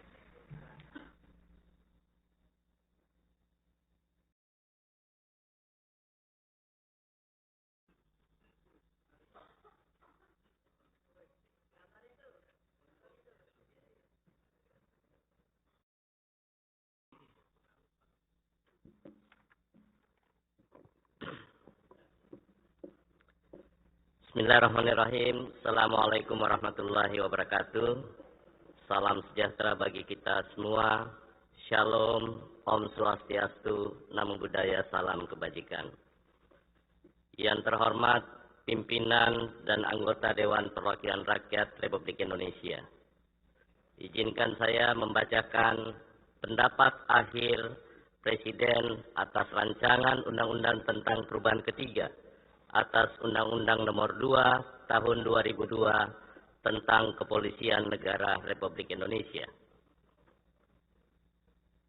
Pertama-tama, marilah kita panjatkan puji syukur kehadirat Allah Subhanahu wa Ta'ala karena atas kuasa, rahmat, dan karunia-Nya pada hari ini kita dapat hadir dalam rapat paripurna Rancangan Undang-Undang tentang Perubahan Ketiga atas Undang-Undang Nomor 2 Tahun 2002 tentang Kepolisian Negara Republik Indonesia. Sebagaimana kita ketahui bersama bahwa rancangan undang-undang tersebut telah diselesaikan pembahasannya dalam pembicaraan tingkat 1 dengan keputusan menyetujui untuk diteruskan ke tahap selanjutnya, yaitu pembicaraan tingkat 2 untuk mengambil keputusan dalam rapat paripurna Dewan Perwakilan Rakyat Republik Indonesia. Pada kesempatan yang berbahagia ini, perkenankan kami mewakili Bapak Presiden Republik Indonesia untuk menyampaikan pendapat akhir Presiden atas rancangan Undang-Undang tentang Perubahan Ketiga atas Undang-Undang Nomor 2 Tahun 2002 tentang Kepolisian Negara Republik Indonesia. Pimpinan dan anggota Dewan Perwakilan Rakyat yang terhormat, tuntutan akan terwujudnya masyarakat madani yang adil, makmur dan beradab berdasarkan Pancasila dan Undang-Undang Dasar Negara Republik Indonesia tahun 1945 mensyaratkan adanya stabilitas keamanan dan ketertiban dalam negeri. Hal tersebut perlu diikuti dengan upaya Polri untuk meningkatkan kinerja dalam pelaksanaan fungsi, peran, tugas, dan wewenang. Polri sebagai alat negara yang berperan dalam memelihara keamanan dan ketertiban masyarakat, menegakkan hukum, serta memberikan perlindungan, pengayoman, dan pelayanan kepada masyarakat dalam rangka terpeliharanya keamanan dalam negeri. Dalam melaksanakan tugasnya, Polri memerlukan dukungan sumber daya manusia yang profesional dan berkualitas untuk meningkatkan kinerja dalam pelaksanaan fungsi, tugas, dan wewenang Kepolisian Negara Republik Indonesia. Perkembangan lingkungan strategis, kemajuan teknologi informasi, serta semakin kompleksnya tantangan keamanan dan ketertiban masyarakat menuntut Polri untuk terus beradaptasi dan meningkatkan kapasitas agar mampu mengakomodasi kebutuhan organisasi, penguatan profesionalisme sumber daya manusia, serta peningkatan efektivitas pelaksanaan tugas kepolisian.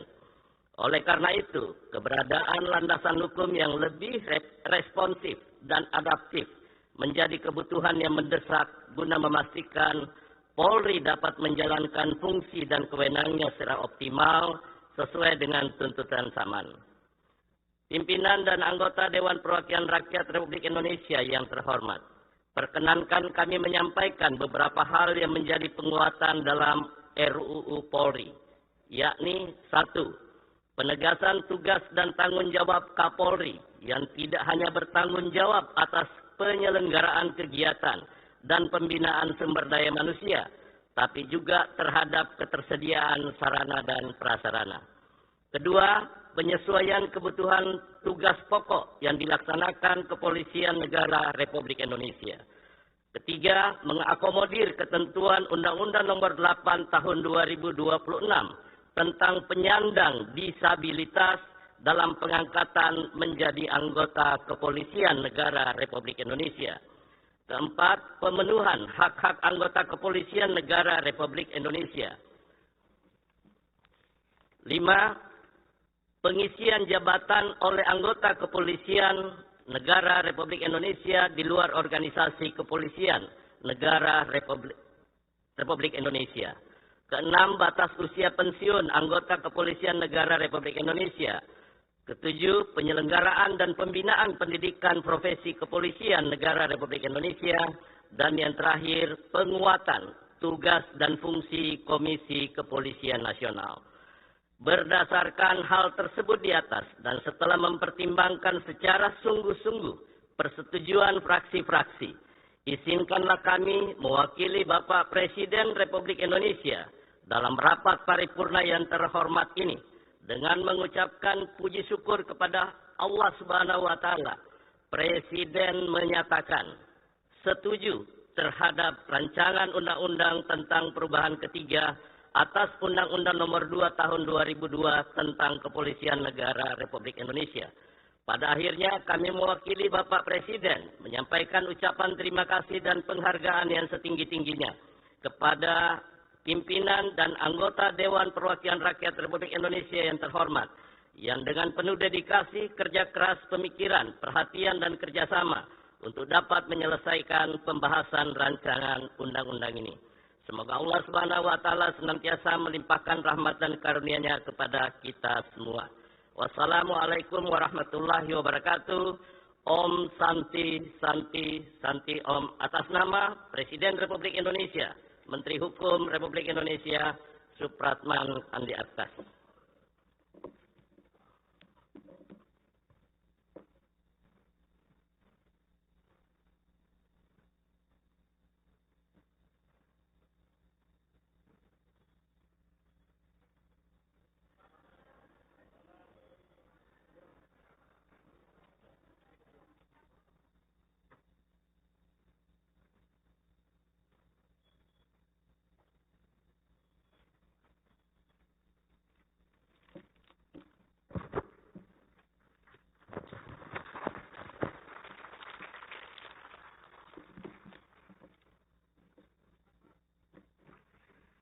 Terima kasih kami sampaikan kepada Menteri Hukum Republik Indonesia yang telah menyampaikan pendapat akhir mewakili Presiden. Sekarang kami akan menanyakan kembali kepada seluruh peserta. Sidang yang terhormat, apakah rancangan undang-undang perubahan ketiga atas Undang-Undang Nomor 2 Tahun 2002 tentang Kepolisian Negara Republik Indonesia dapat disetujui untuk disahkan menjadi undang-undang? Setuju. Terima kasih. Melalui forum ini kami menyampaikan penghargaan dan terima kasih yang setinggi-tingginya kepada yang terhormat Menteri Hukum Republik Indonesia, Menteri Sekretaris Negara, Menteri Keuangan, dan Menteri Pendaya-gunaan Aparatur Negara dan Reformasi Birokrasi atas segala peran serta dan kerjasama yang telah diberikan selama pembahasan rancangan undang-undang tersebut. Perkenankan pula atas nama pimpinan Dewan kami menyampaikan penghargaan dan terima kasih kepada pimpinan dan anggota Komisi 3 DPR RI yang telah menyelesaikan pembahasan rancangan undang-undang ini dengan lancar. Selanjutnya kepada Menteri Hukum Republik Indonesia, Menteri Sekretaris Negara, Kepala Kepolisian Republik Indonesia, jajaran Kementerian Keuangan, serta jajaran Kementerian Pendaya-gunaan Aparatur Negara, kami mempersilakan saudara-saudara untuk meninggalkan ruang sidang. Kepada Menteri Keuangan Republik Indonesia serta Menteri Perencanaan Pembangunan Nasional, kami persilakan untuk masuki ruang sidang, dan kepada anggota Dewan diminta agar tetap di tempat masing-masing. Dengan ini rapat kami skors.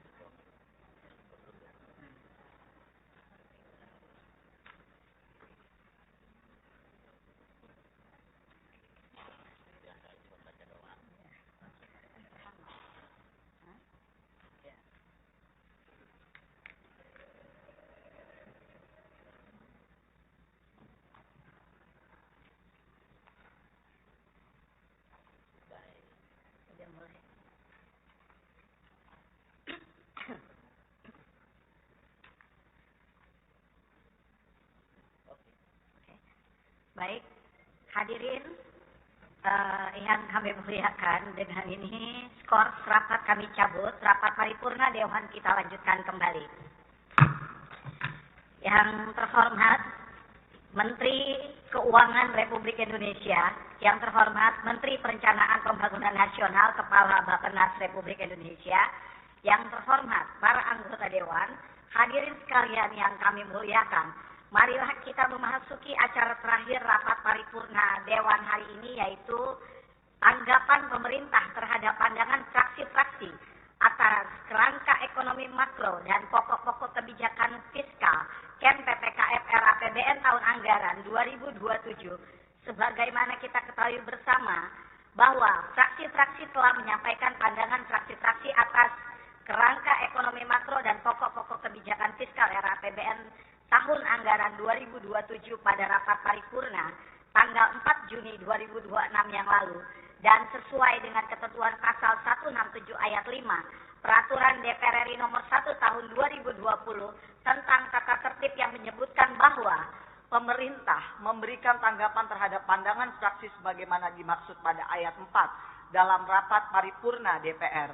Untuk itu, kepada yang terhormat Menteri Keuangan Republik Indonesia, kami persilakan untuk menyampaikan tanggapan pemerintah terhadap pandangan fraksi-fraksi atas kerangka ekonomi makro dan pokok-pokok kebijakan fiskal RAPBN tahun anggaran 2027.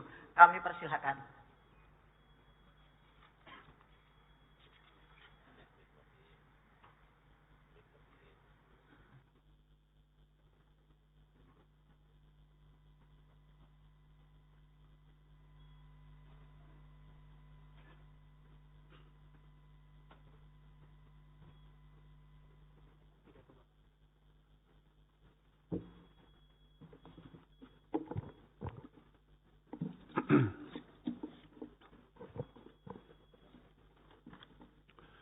Bismillahirrahmanirrahim. Assalamualaikum warahmatullahi wabarakatuh. Shalom, salam sejahtera bagi kita semua. Om Swastiastu, Namo Buddhaya, salam kebajikan, Rahayu. Yang kami hormati, pimpinan dan para anggota Dewan Perwakilan Rakyat Republik Indonesia, serta Menteri Perencanaan Pembangunan Nasional, Ketua Bappenas. Alhamdulillahirabbil alamin. Puji syukur senantiasa kita panjatkan kehadirat Allah Subhanahu wa taala, Tuhan yang Maha Esa, atas limpahan rahmatnya dan karunia-Nya kita dapat hadir di sidang paripurna DPR hari ini untuk pembahasan kerangka ekonomi makro dan pokok-pokok kebijakan fiskal atau disebut KEM PPKF. Sebagai pembicaraan pendahuluan penyusunan rancangan anggaran pendapatan dan belanja negara tahun anggaran 2027. Atas nama pemerintah, kami menyampaikan penghargaan yang setinggi-tingginya kepada seluruh fraksi di DPR RI atas pandangan dan masukan yang konstruktif terhadap KEM PPKF tahun 2027.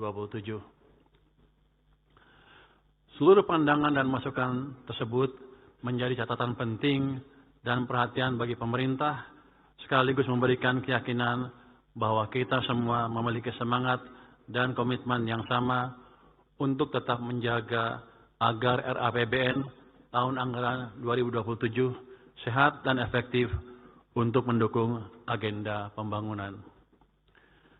KEM PPKF tahun 2027 mempunyai nilai yang sangat strategis dalam mendukung agenda pembangunan. KEM PPKF tahun 2007 ini merupakan KEM PPKF pertama dalam sejarah yang disampaikan langsung oleh Bapak Presiden. Ini juga menjadi KEM PPKF pertama saya sebagai Menteri Keuangan.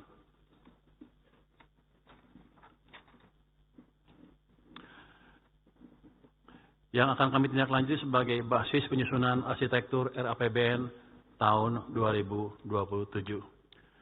Kebijakan fiskal diarahkan untuk mendorong pertumbuhan ekonomi lebih tinggi dan rakyat sejahtera lebih cepat. Memastikan kebijakan fiskal, moneter, sektor keuangan, dan antara bekerja selaras untuk akselerasi investasi, menggerakkan sektor real, dan penciptaan lapangan kerja agar aktivitas ekonomi berputar lebih cepat sehingga ekonomi dapat tumbuh lebih tinggi. KEM PPKF ini juga ditujukan untuk mendorong agar berbagai program perlindungan sosial dan pemberdayaan berjalan efektif dan tepat sasaran untuk mempercepat peningkatan kesejahteraan. Selain itu, peningkatan transfer ke daerah dan memberikan fleksibilitas pengelolaan APBD untuk peningkatan kualitas layanan publik serta pemerataan pembangunan dan perbaikan kesejahteraan ASN di daerah.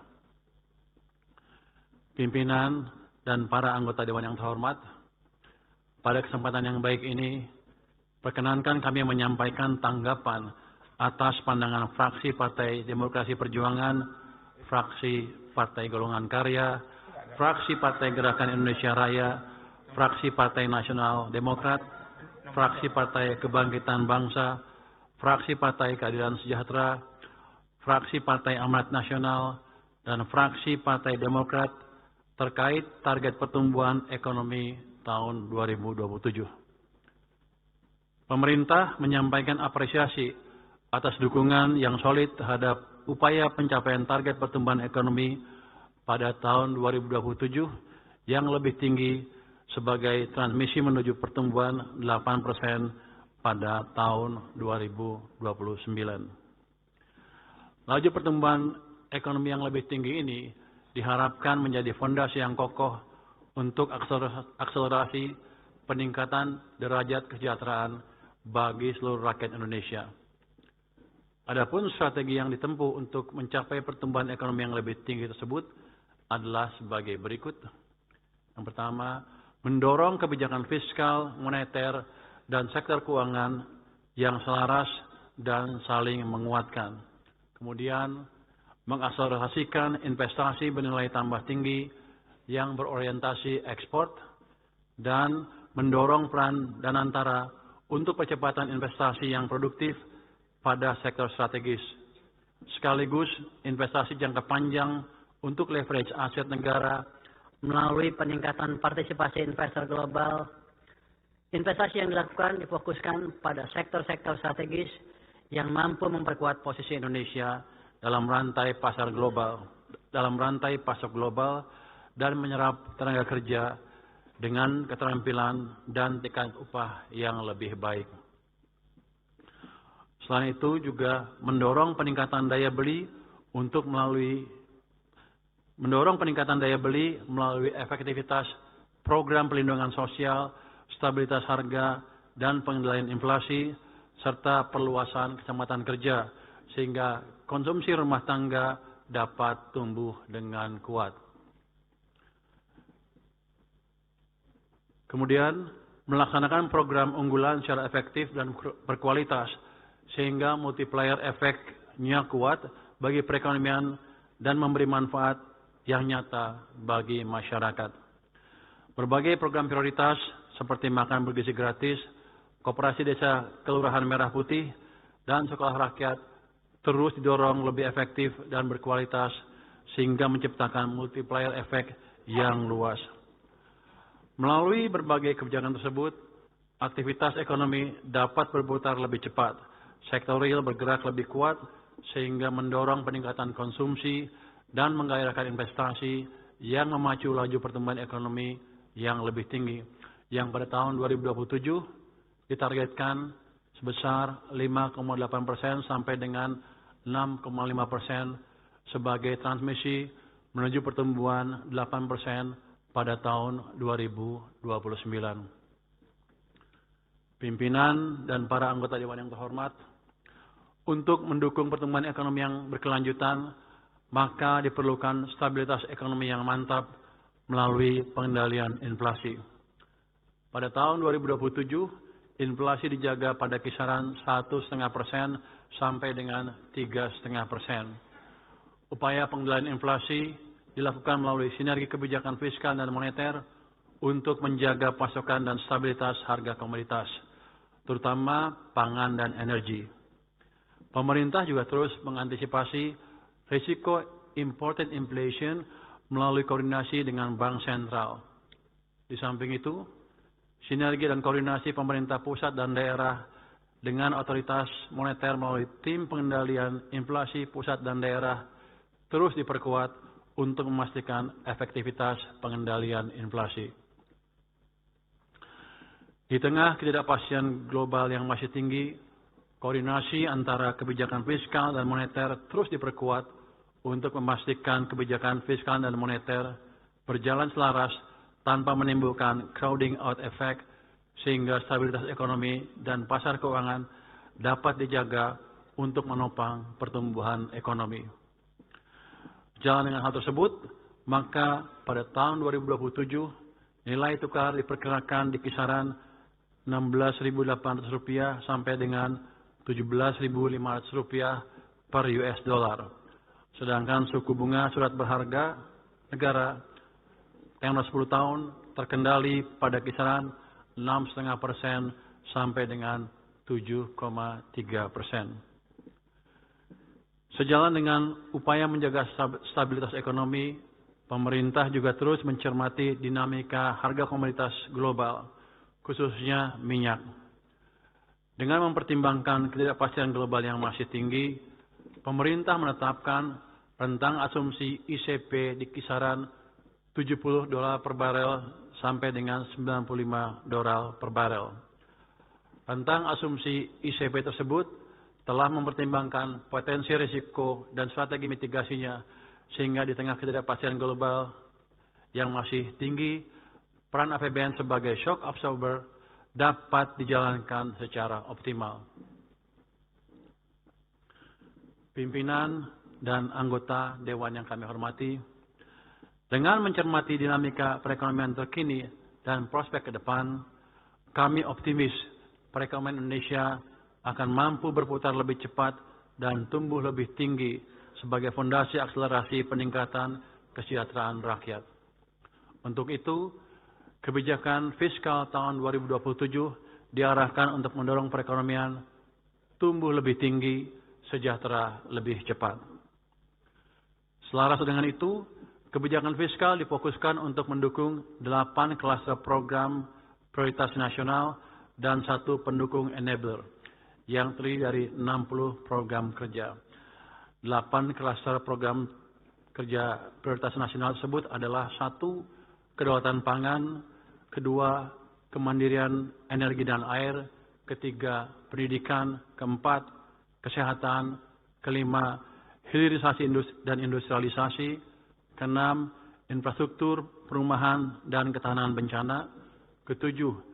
Penguatan ekonomi kerakyatan dan pembangunan desa, dan yang ke-8 adalah penurunan kemiskinan. Sementara pendukung atau enabler adalah penguatan di bidang pertahanan dan keamanan, penegakan hukum, tata kelola pemerintahan, percepatan digitalisasi, dan diplomasi ekonomi. Oleh karena itu, APBN harus dijaga tetap sehat, kredibel, dan berkelanjutan. Pemerintah terus mendorong optimalisasi pendapatan negara, penguatan kualitas belanja, dan pengembangan skema pembiayaan yang inovatif guna mendorong kinerja perekonomian sekaligus memastikan pemerataan hasil pembangunan. Sejalan dengan hal tersebut, postur makrofiskal tahun 2027 didesain secara kolaboratif, terarah dan terukur dengan defisit 1,8% sampai dengan 2,4% PDB yang ditumpang pendapatan negara sebesar 11,82% sampai dengan 12,40% PDB untuk pendukung belanja negara sebesar 13,62% hingga 14,80% PDB. Pimpinan dan anggota Dewan yang kami hormati, pemerintah mengapresiasi pandangan seluruh fraksi DPR RI agar pemerintah terus mendorong upaya optimalisasi pendapatan negara, baik melalui perluasan basis penerimaan maupun pengelolaan sumber daya alam yang lebih baik. Sejalan dengan hal tersebut, pemerintah berkomitmen untuk terus melakukan optimalisasi pendapatan negara dengan tetap menjaga keberlanjutan ekonomi investasi, dan pelestarian lingkungan. Komitmen ini diwujudkan melalui penguatan sistem perpajakan yang adaptif terhadap perubahan struktur ekonomi. Sementara itu, peningkatan kepatuhan wajib pajak dilakukan dengan memanfaatkan teknologi dan analisis big data guna memperkuat efektivitas pengawasan, memperluas basis perpajakan, dan mengoptimalkan potensi penerimaan negara secara berkesinambungan. Di sisi lain, pemerintah juga tetap memberikan insentif fiskal secara terarah, selektif, dan terukur kepada sektor-sektor strategis yang memiliki nilai tambah tinggi bagi perekonomian.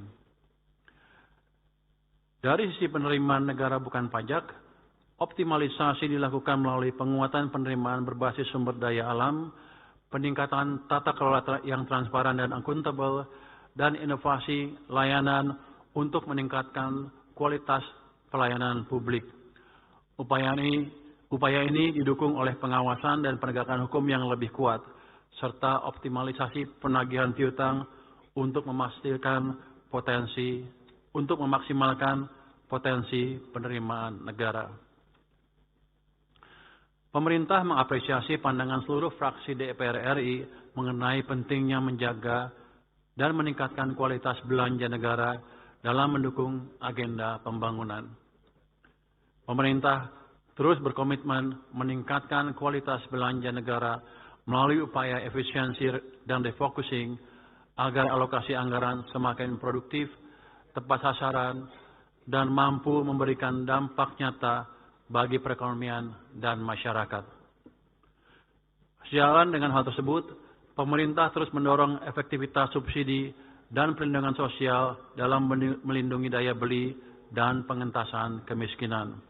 Pemerintah secara bertahap mendorong bantuan sosial dan subsidi yang lebih tepat sasaran dan berkeadilan serta berbasis penerima manfaat langsung dengan memanfaatkan Data Tunggal Sosial Ekonomi Nasional atau DTSN. Program-program perlindungan sosial berbasis pemberdayaan juga terus didorong dan diperkuat. Di sisi lain, sinergi antar program Perlinsos dan berbagai kementerian dan lembaga terus diperkuat agar intervensi yang dilakukan semakin terpadu, saling melengkapi, dan mampu memberikan dampak yang lebih signifikan dalam meningkatkan kesejahteraan masyarakat. Di samping itu, pemerintah berkomitmen meningkatkan aktivitas belanja pusat dan daerah melalui penguatan sinergi dan harmonisasi belanja pusat dan daerah. Langkah ini diarahkan agar belanja daerah semakin optimal dalam meningkatkan kualitas layanan publik dan pembangunan di daerah, serta mendukung pencapaian program prioritas nasional. Sejalan dengan itu, penguatan belanja KL di daerah juga terus didorong melalui sinergi program yang lokasi penerimaan manfaatnya berada di daerah, seperti percepatan makan bergizi gratis, penguatan koperasi desa, kelurahan merah putih, sekolah rakyat, dan pemeriksaan kesehatan gratis. Pada sisi lain, dalam implementasi Undang-Undang HKPD, pemerintah senantiasa mendorong harmonisasi pusat dan daerah semakin solid dengan tetap memberikan fleksibilitas pengelolaan APBD dalam meningkatkan kualitas layanan publik dan peningkatan kesejahteraan ASN di daerah. Selanjutnya, pemerintah menyampaikan apresiasi atas pandangan fraksi Partai Demokrasi Indonesia Perjuangan, fraksi Partai Golongan Karya, fraksi Partai Gerakan Indonesia Raya, fraksi Partai Nasional Demokrat, fraksi Partai Kebangkitan Bangsa, fraksi Partai Keadilan Sejahtera, fraksi Partai Amanat Nasional, dan fraksi Partai Demokrat mengenai pentingnya pengelolaan defisit dan pembiayaan anggaran secara prudent, terukur, dan tetap berada dalam batas yang aman.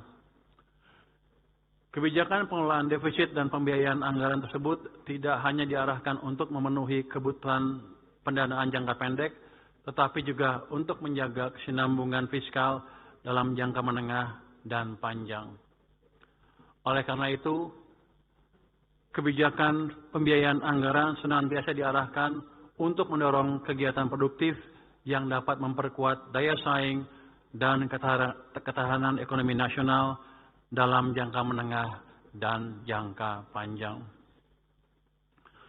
Untuk menutup defisit anggaran tersebut, skema pembiayaan defisit anggaran akan dikelola secara inovatif, prudent, dan berkelanjutan dengan mengendalikan defisit utang dalam batas yang aman. Sinergi dengan Danantara, Special Mission Vehicles, Badan Layanan Umum, dan Sovereign Wealth Fund dilakukan untuk mendukung akselerasi transformasi ekonomi dan memperkuat ketahanan fiskal melalui penyediaan fiscal buffer secara andal dan efisien. Ketua, para wakil ketua, dan ibu anggota dewan yang kami muliakan, demikian jawaban dan tanggapan pemerintah atas pandangan fraksi-fraksi Dewan Perwakilan Rakyat terhadap kerangka ekonomi makro dan pokok-pokok kebijakan fiskal tahun 2027 dalam rangka pembicaraan pendahuluan RAPBN tahun anggaran 2027. Tanggapan yang lebih lengkap terhadap pandangan fraksi-fraksi DPR kami sampaikan secara tertulis sebagai bagian yang tidak terpisahkan dari jawaban yang kami sampaikan ini. Sebagai penutup, atas nama pemerintah, kami menyampaikan terima kasih dan penghargaan yang sebesar-besarnya atas dukungan dan kerjasama segenap anggota Dewan Perwakilan yang terhormat.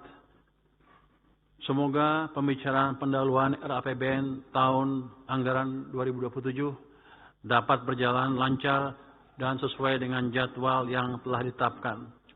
Semoga Allah Subhanahu wa Ta'ala, Tuhan Yang Maha Esa, senantiasa membimbing dan menjaga kita. Amin. Wassalamualaikum warahmatullahi wabarakatuh.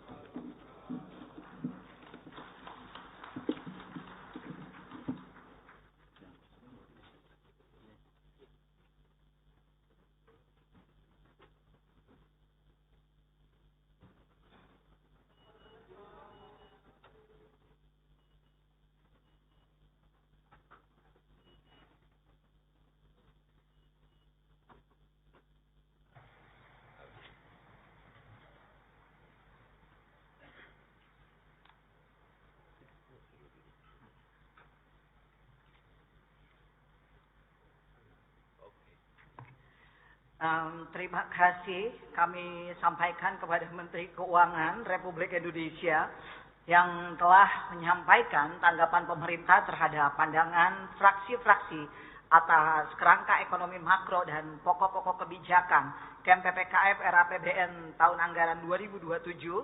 Selanjutnya, kerangka ekonomi makro dan pokok-pokok kebijakan fiskal RAPBN tahun anggaran 2027 tersebut akan dibahas sesuai dengan peraturan DPR RI nomor 1 tahun 2020 tentang tata tertib dan mekanisme yang berlaku. Perlu kami beritahukan bahwa sesuai dengan hasil keputusan rapat konsultasi pengganti rapat BAMUS tanggal 20 April 2026, DPR RI akan menyelenggarakan rapat paripurna pada tanggal 2 Juli 2026 dengan acara penyampaian laporan hasil pembahasan, pembicaraan pendahuluan RAPBN tahun anggaran 2027 dan rencana kerja pemerintah tahun 2027 oleh Badan Anggaran DPR RI. Yang terhormat para anggota Dewan, hadirin yang kami muliakan, sebelum memasuki acara selanjutnya kami persilahkan kepada yang terhormat Menteri Keuangan Republik Indonesia beserta jajaran, Menteri Perencanaan Pembangunan Nasional, Kepala Bappenas RI beserta jajaran untuk meninggalkan ruang sidang, dan kepada para anggota Dewan diminta agar tetap di tempatnya masing-masing untuk mengikuti acara selanjutnya. Dengan ini rapat kami skors.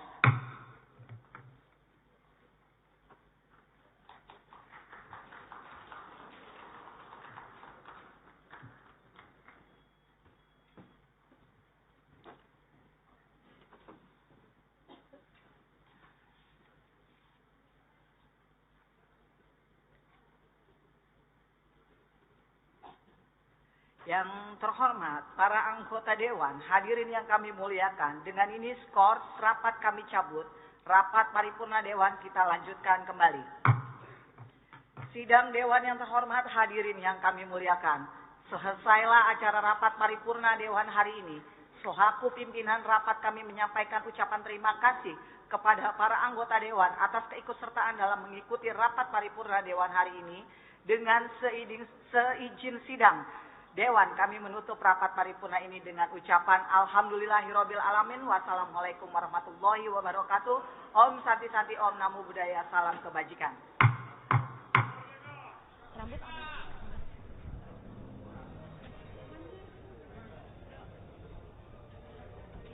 selamat pagi pemirsa TVR Parlemen dimanapun Anda berada. Baru saja Anda menyaksikan rapat paripurna ke-21 masa persidangan 5 tahun sidang 2025 hingga 2026 Dewan Perwakilan Rakyat Republik Indonesia. Di mana tadi ada 2 daftar acara. Yang pertama pemirsa, pembicaraan tingkat 2 ataupun pengambilan keputusan terhadap rancangan undang-undang tentang perubahan ketiga atas Undang-Undang Nomor 2 Tahun 2002 tentang Kepolisian Negara Republik Indonesia.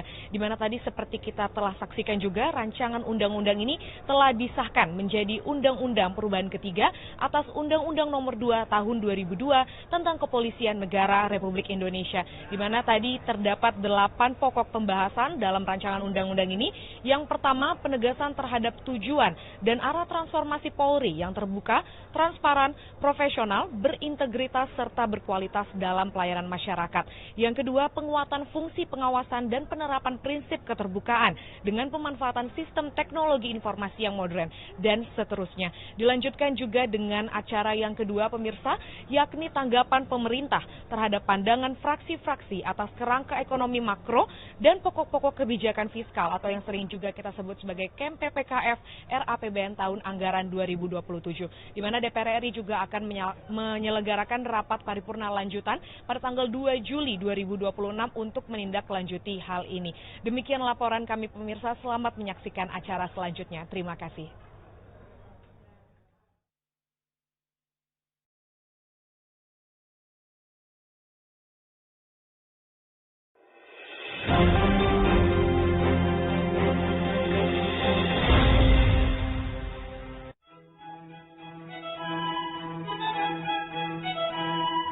Energi adalah daya yang menggerakkan hidup kita.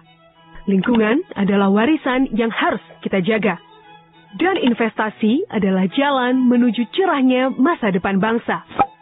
Jaga energi yang menggerakkan negeri dan merawat alam sebagai warisan untuk generasi nanti. Ada satu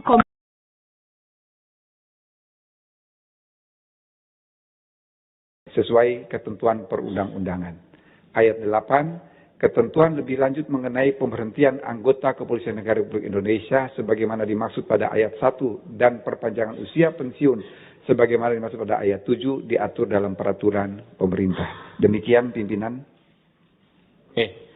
Kita fokus ke yang huruf D tadi dulu, di atas tadi, yang 12 bulan itu loh. Kita kemarin kan debat itu.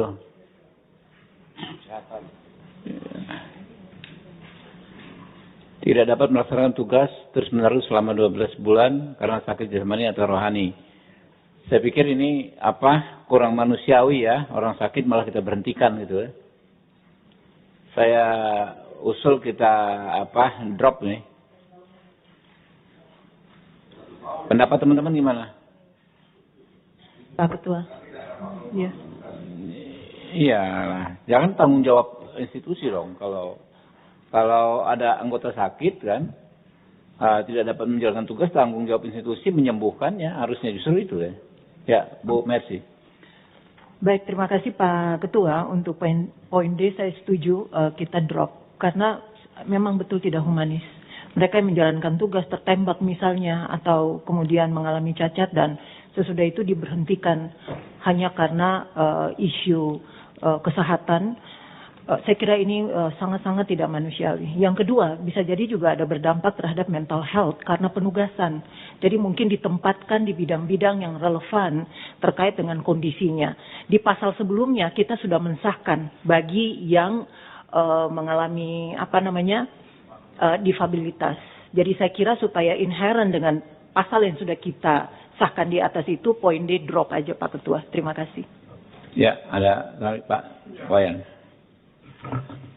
Pak Wamen, ini di ayat 2, huruf D, disebutkan bahwa tidak dapat melaksanakan tugas terus-menerus selama 12 bulan karena sakit jasmani dan atau rohani. Secara umum, pasal ini mengena. Tapi saya mengajukan salah satu contoh untuk dibuatkan redaksi, kalau memang ini yang tidak tepat, nggak apa-apa. Tapi andai kata argumen ini bisa dianggap tepat, perlu redaksi baru atau penambahan ayat. Yaitu bagaimana seorang polisi yang bertugas di daerah perbatasan, umpama di Papua, kena tembak, cacatnya permanen, tapi perawatannya sangat panjang, lebih dari 1 tahun. Apakah orang yang sedang dirawat selama 1 tahun lebih, lalu mereka dipecat, padahal mereka berjuang untuk negaranya, begitu. Nah, kalau saya pribadi sih berpandangan, orang cacat seperti itu di kepolisian itu banyak bidang yang bisa digunakan untuk menampungnya. Harusnya mereka mendapat penghargaan, bukan dipecat. Mereka harus ditampung karena polisi demikian luas ruang lingkupnya, pekerjaannya, maka saya mohon orang seperti ini tetap dipekerjakan sampai usia pensiun. Bahkan dalam keadaan berobat, dia tidak boleh dipecat. Itu intinya. Redaksinya seperti apa, jika substansinya dapat disetujui. Terima kasih.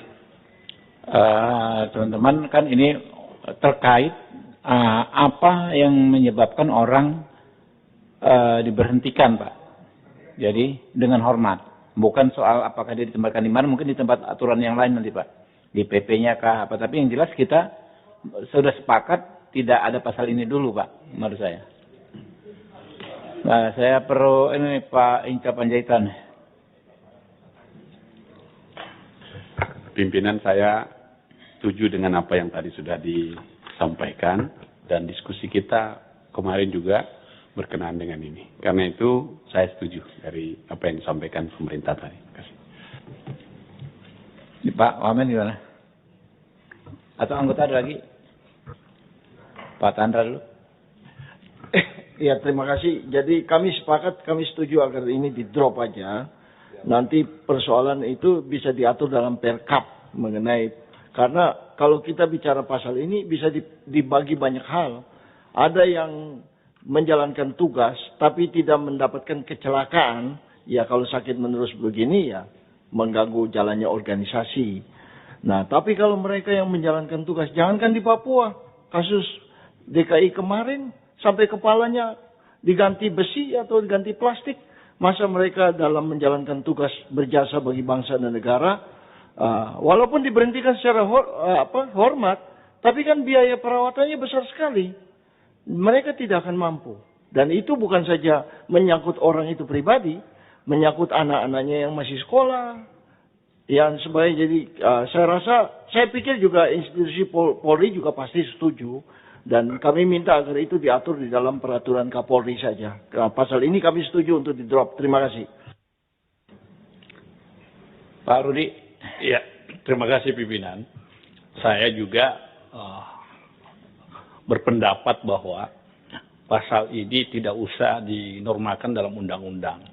Karena kalau redaksinya tidak dapat melaksanakan tugas secara terus-menerus karena sakit, pasti sakitnya karena tugas kepolisian. Sehingga terlalu kejam kita kalau kemudian memperlakukan anggota Polri yang bertugas lalu kemudian diberhentikan 1 tahun. Ini teknis aja diatur oleh peraturan di bawahnya, peraturan Kapolri. Kira-kira begitu, Pak. Terima kasih. Jadi bahwa, Pak Beni Utama. Terima kasih pimpinan. Senada barangkali dengan apa yang disampaikan teman-teman tadi. Pertama kalau kita lihat bunyi apanya, ini kan pemberhentian anggota polisi ini pasti ini ada hak pensiun di sini. Pemberhentian dengan hormat bunyinya. Tapi kita tahu bahwa risiko tugas Polri itu juga banyak sekali ya, menghadapi kecelakaan lah dalam tugas. Ya, namanya tugas Polri itu kan berhadapan langsung dengan masyarakat. Nah, jadi kita harus bedakan barangkali memang yang sedang melaksanakan tugas yang dengan yang sakit biasa. Ya, tentu tidak mungkin ini diatur dalam undang-undang. Cocoknya di peraturan Kapolri memang. Saya pikir itu, pimpinan. Terima kasih.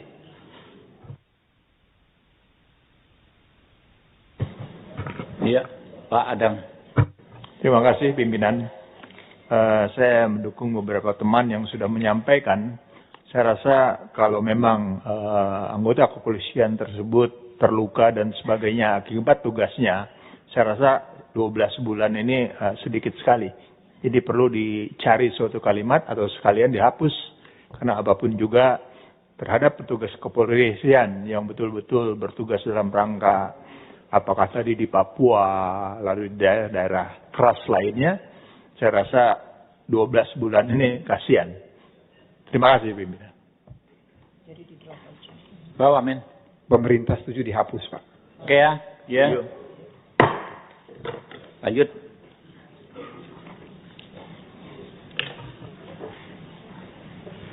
Ada ini lagi nggak?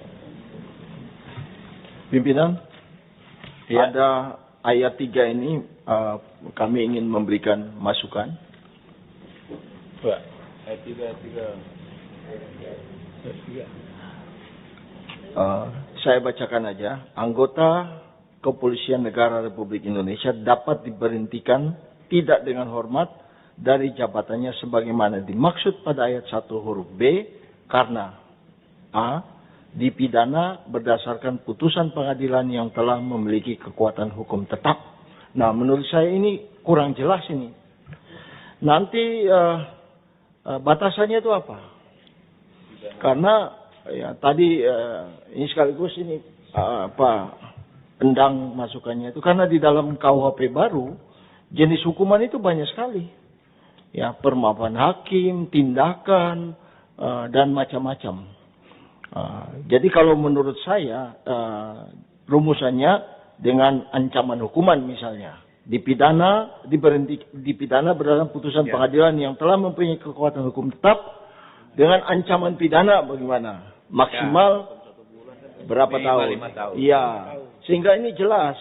Kalau ini aja orang polisi langgar kode etik juga, bukan langgar SIM itu. Kan sudah pelanggaran itu berkekuatan hukum tetap juga itu pelanggaran itu. Apalagi di KUHP ini kan sudah tidak dibedakan antara kejahatan dan pelanggaran. Jadi kami usulkan itu harus dicantumkan. Kalau enggak ini berbahaya sekali.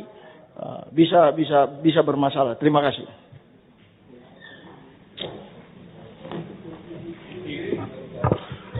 Mohon izin pimpinan. Ya. Terima kasih pimpinan. Melengkapi apa yang disampaikan Prof. Tandra, mohon izin Pak Wamen bahwa sekarang kan di KUHP pemidanaan itu ada 5 jenis kalau salah. Penjara, pengawasan, kerja sosial, denda, dan tutupan. Nah, ini kalau pasal ini tetap dipakai, kita khawatir bagaimana apabila ternyata dia hanya mendapat hukuman kerja sosial atau pengawasan. Yang penjelasan Prof sendiri bahwa pidana yang diancam di bawah 5 tahun, hakim dapat memutus tidak dihukum penjara. Nah, kalau dengan kalimat ini, berarti kalau dia pun mendapat putusan kerja sosial atau pengawasan, maka bisa dipecat, Prof.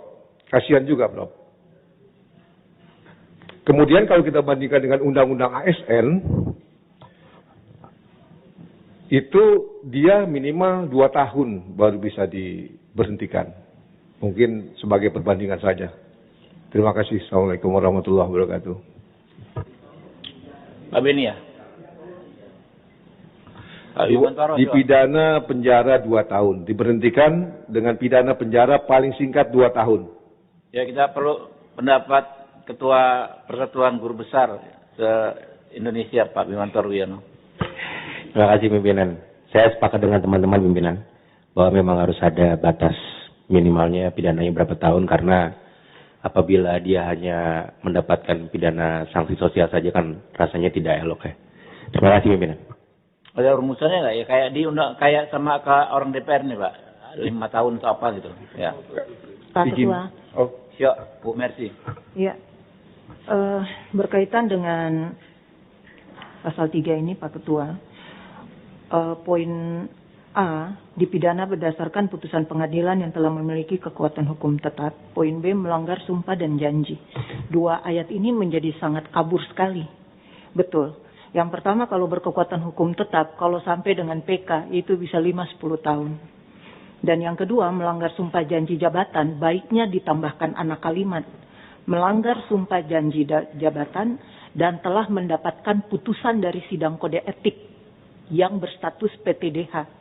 Pemberhentian tidak dengan hormat. karena itu hierarki sanksi, dari sanksi etika kemudian sanksi administrasi kan terbagi dua. Jadi dari mulai demosi dan seterusnya sampai dengan yang paling terakhir PTDH. Jadi supaya kita juga tidak semena-mena Pak Ketua, like and dislike bisa saja memecat orang ya.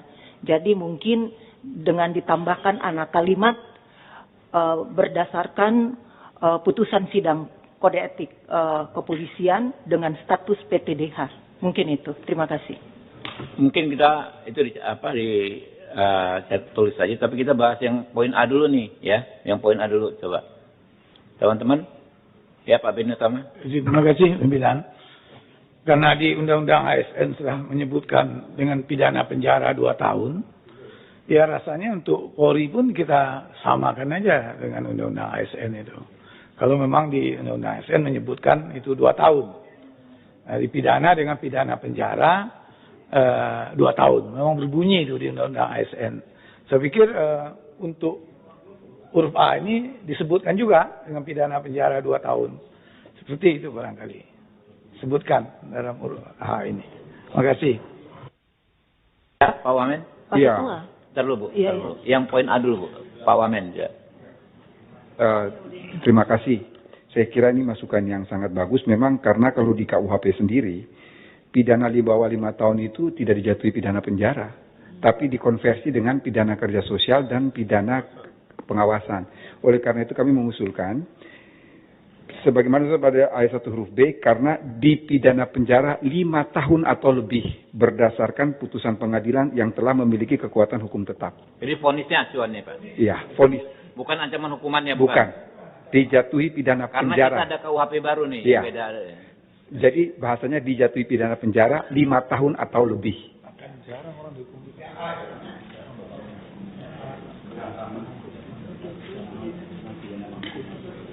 Ini berarti menyesuaikan KUHP baru dan KUHP baru. Sebab kalau dia hanya diancam 5 tahun saja, kemudian katakanlah dijatuhi 3 tahun, itu tidak masuk penjara, Pak, pidana pengawasan atau pidana kerja sosial. Jadi benar juga masuk pidana pengawasan, pidana kerja sosial diberhentikan. Jadi yang membuat dia diberhentikan itu kan dia dijatuhi pidana penjara 5 tahun atau lebih. Sebab pidana pengawasan, pidana kerja sosial itu kan dia masih melakukan aktivitas dia seperti biasa. Jadi ukurannya adalah 5 tahun atau lebih. Untuk yang A dulu, yang A dulu. Pak Ketua, saya belum setuju Pak Ketua. Iya, biasanya dalam satu tindakan pelanggaran, seperti kemarin kejadian yang di Tual ya, polisi yang melakukan pelanggaran tidak ujuk-ujuk dibawa ke peradilan umum. Dia menghadapi satu proses internal, yaitu sidang kode etik ini. Ya, itu poin B, Bu. Iya enggak. Kalau mau bicara dari sisi prosesnya, mestinya dimulai dari yang poin B dulu, seperti itu. Jadi ada putusan PTDH itu, baru kemudian dilanjutkan dengan putusan pengadilan. Kalau dimulai dengan putusan pengadilan duluan, maka poin B menjadi rancu dan komite etik yang ada di Polri menjadi nggak berguna. Ini rasionalisasi hukumnya ya dari sisi prosesnya. Beda. Mungkin Pak Kadipkom bisa ini kasih pengayaan. Ya. Terima kasih Bapak Pimpinan, mohon izin. Yang pertama saya mohon izin Pak Wamen. Ya. Terkait dengan putusan PTDH tadi, apakah harus terlebih dahulu diputus dan sudah memiliki kekuatan hukum yang mengikat? Ya, ini kan alternatif ini kan Pak. Alternatif Bu, bukan kumulatif, bukan perurutan. Bukan. Ini alternatif. Ada yang tiba-tiba di PTDH tanpa dihukum juga ada, gitu kan? Betul. Iya kan? Alternatif nih. Ya, bukan. Kalau yang ini betul, ini alternatif, tapi yang terkait dengan putusan yang sudah memiliki kekuatan hukum yang tetap itu yang ingin saya tanggapi, mohon izin, Bapak Pimpinan. Karena begini, ada beberapa anggota Polri yang terkait dengan penyalahgunaan narkoba, bahkan terlibat mungkin di dalamnya, tetapi justru divonis di bawah 5 tahun. Sementara pimpinan kita sudah memiliki komitmen yang keras terkait masalah ini. Jadi saya langsung menyampaikan hal yang konkret saja. Kalau harus mendapatkan putusan yang bersifat mengikat, ya, inkrah van gewisde tadi harus 5 tahun, kita tidak bisa memecatnya. Ini bertentangan dengan apa yang menjadi komitmen kita sendiri. Ya, itu baru narkoba, belum kejahatan lainnya. Sementara pada satu sisi, tugas pokok kita adalah aparat penegak hukum. Bagaimana kita bisa menegakkan hukum dengan baik apabila di dalamnya masih banyak oknum-oknum yang melanggar hukum. Terima kasih, Pak. Ya, masuk akal. Jadi gimana rumusannya Pak Agus? Ancaman pidana maksimal saja. Jadi bukan vonis hakim, melainkan jadi ancaman pidana itu kan menandakan tingkat bahayanya perbuatan itu. Oke. Jadi karena melakukan tindak pidana yang diancam 5 tahun. Oke, ancaman hukumannya adalah 5 tahun. Bahasanya karena melakukan tindak pidana yang diancam 5 tahun penjara atau lebih. Yang diancam pidana 5 tahun penjara. Diancam pidana penjara 5 tahun atau lebih. Ya, jadi bukan vonisnya, benar. Ya. Jadi ini alternatif ya Pak ya? Betul. Alternatif ya. Kan? Jadi bisa A, bisa B, bisa C. Bisa juga C. Betul. Dari ilmu perundang-undangan tuh kalau alternatif gitu ya Pak? Pak, dari ilmu penyusunan perundang-undangan, kalau alternatif begini redaksinya Pak ya? Pakai titik koma begitu. Ya, berarti alternatif ya Pak ya? Pimpinan? Ya, yang A dulu. Iya, usulan aja. Redaksional aja. Jadi dipidana dengan pidana penjara berdasarkan putusan pengadilan yang telah memiliki kekuatan hukum tetap karena melakukan tindak pidana yang diancam dengan pidana penjara paling singkat. Bahasanya saya minta paling singkat 5 tahun. Maksimal apa paling singkat? Lain lagi tuh. Nggak ada ancaman hukuman paling singkat tuh kayaknya udah ada, mesti ada. Udah dihapus Pak? Dihapus ya? Iya. Jadi 5 tahun atau lebih? Maksimal, iya. Oh enggak. Karena di bawah 5 tahun enggak di penjara. Jadi makanya ancaman itu karena misalnya narkoba. Yang lainnya itu juga bisa. Tapi kita jangan lupa bahwa di KUHP itu kejahatan mengenai beberapa kejahatan juga ditahan itu. Ancaman penjaranya di bawah 5 tahun. Misalnya persekongkolan dan sebagainya. Izin kami Pak. Belakang dulu Pak, bentar. Terima kasih pimpinan. Saya sependapat dengan Pak Agus Nugroho tadi hukum. Kalau saya seperti redaksional pertama saja Pak. Tidak perlu ada ancaman atau vonis penjara. Pokoknya dipidana berkekuatan hukum tetap saja. Stop. Artinya apa? Artinya ini kan penjaga bagi polisi untuk berhati-hati. Karena bagaimanapun kepolisian ini adalah penegak hukum, Pak. Jadi daripada berdebat ancaman atau vonis, lebih baik seperti redaksional awal di pidana penjara yang telah berkekuatan hukum tetap. Demikian, pimpinan. Izin, ya? Ya, Pak Rikwanto. Saya coba berpendapat karena kita pelaksana di lapangan juga. Kita pernah menjadi komandan yang mengambil keputusan. Jadi 2 alternatif ini pada intinya yang di nomor satukan adalah kode etik. Jadi kode etik itu bisa langsung menjatuhkan keputusan kepada anggota yang bersalah di PTDH atau tidak. Kemudian hukuman pidana itu berlanjut bukan seiring ya, sesuai dengan perbuatan dan tanggung jawabnya. Itu pertanggungjawaban secara umum. Tapi secara dinas adalah yang diutamakan adalah kode etik itu. Ya, kita pernah melaksanakan beberapa kali seperti anggota kita pacaran, kemudian membius pacarnya, kemudian digauli, ya, dan ketahuan dan dipermasalahkan. Itu perbuatan sudah jelas terungkap dalam kode etik. Jadi sudah lengkap semua kesalahannya secara kedinasan. Kita langsung jatuhkan putusan kode etik, dipecat. Tapi dia tetap setelah dipecat melaksanakan pidananya. Berapapun keputusannya itu pertanggungjawaban secara umum. Ya, demikian, Pak. Jadi gini teman-teman, ya ini kan alternatif Pak. Tanpa ada pasal A saja dia misalnya tidak melakukan ada kaitan dengan huruf A, kalau dia terpenuhi huruf B atau C dia tetap bisa diberhentikan. Jadi intinya nih apa?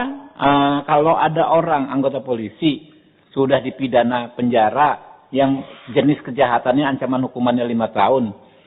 Walaupun BC-nya belum terbukti, dia langsung berhenti gitu loh.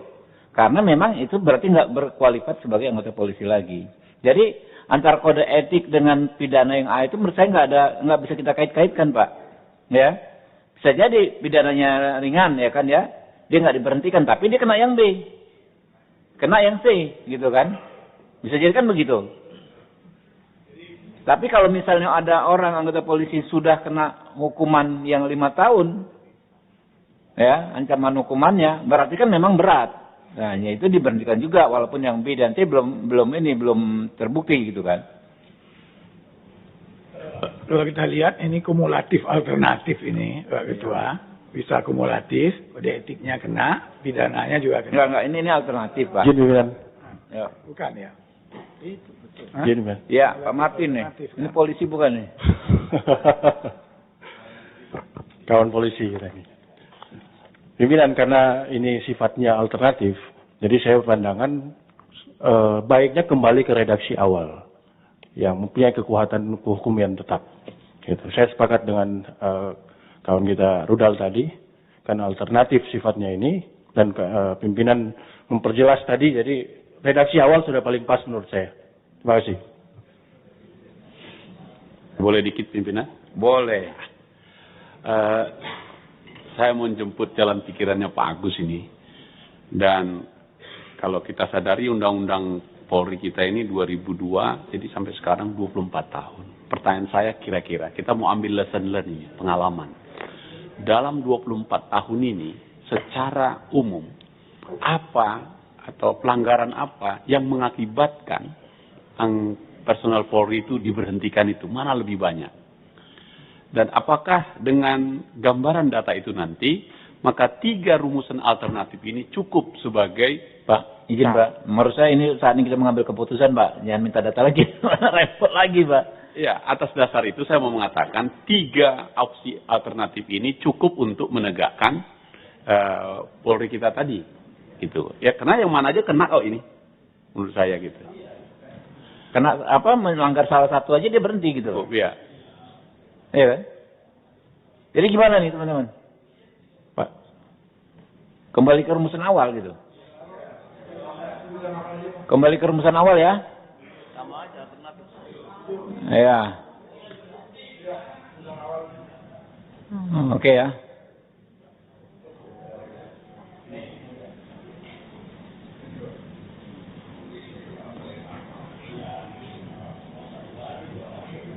Oke, lanjut. Lanjut Pak. Ketok dulu ya. Ayat 4, pemberhentian dilaksanakan sesuai dengan ketentuan perundang-undangan, Pak. Iyalah. Iya. Dilaksanakan sesuai dengan ketentuan perundang-undangan, Pak. Iya. Ya memang dong. Kenapa? Oke ya. Pakat ya? Tidak.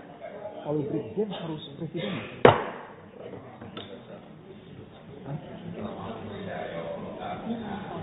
Beliau minta begitu.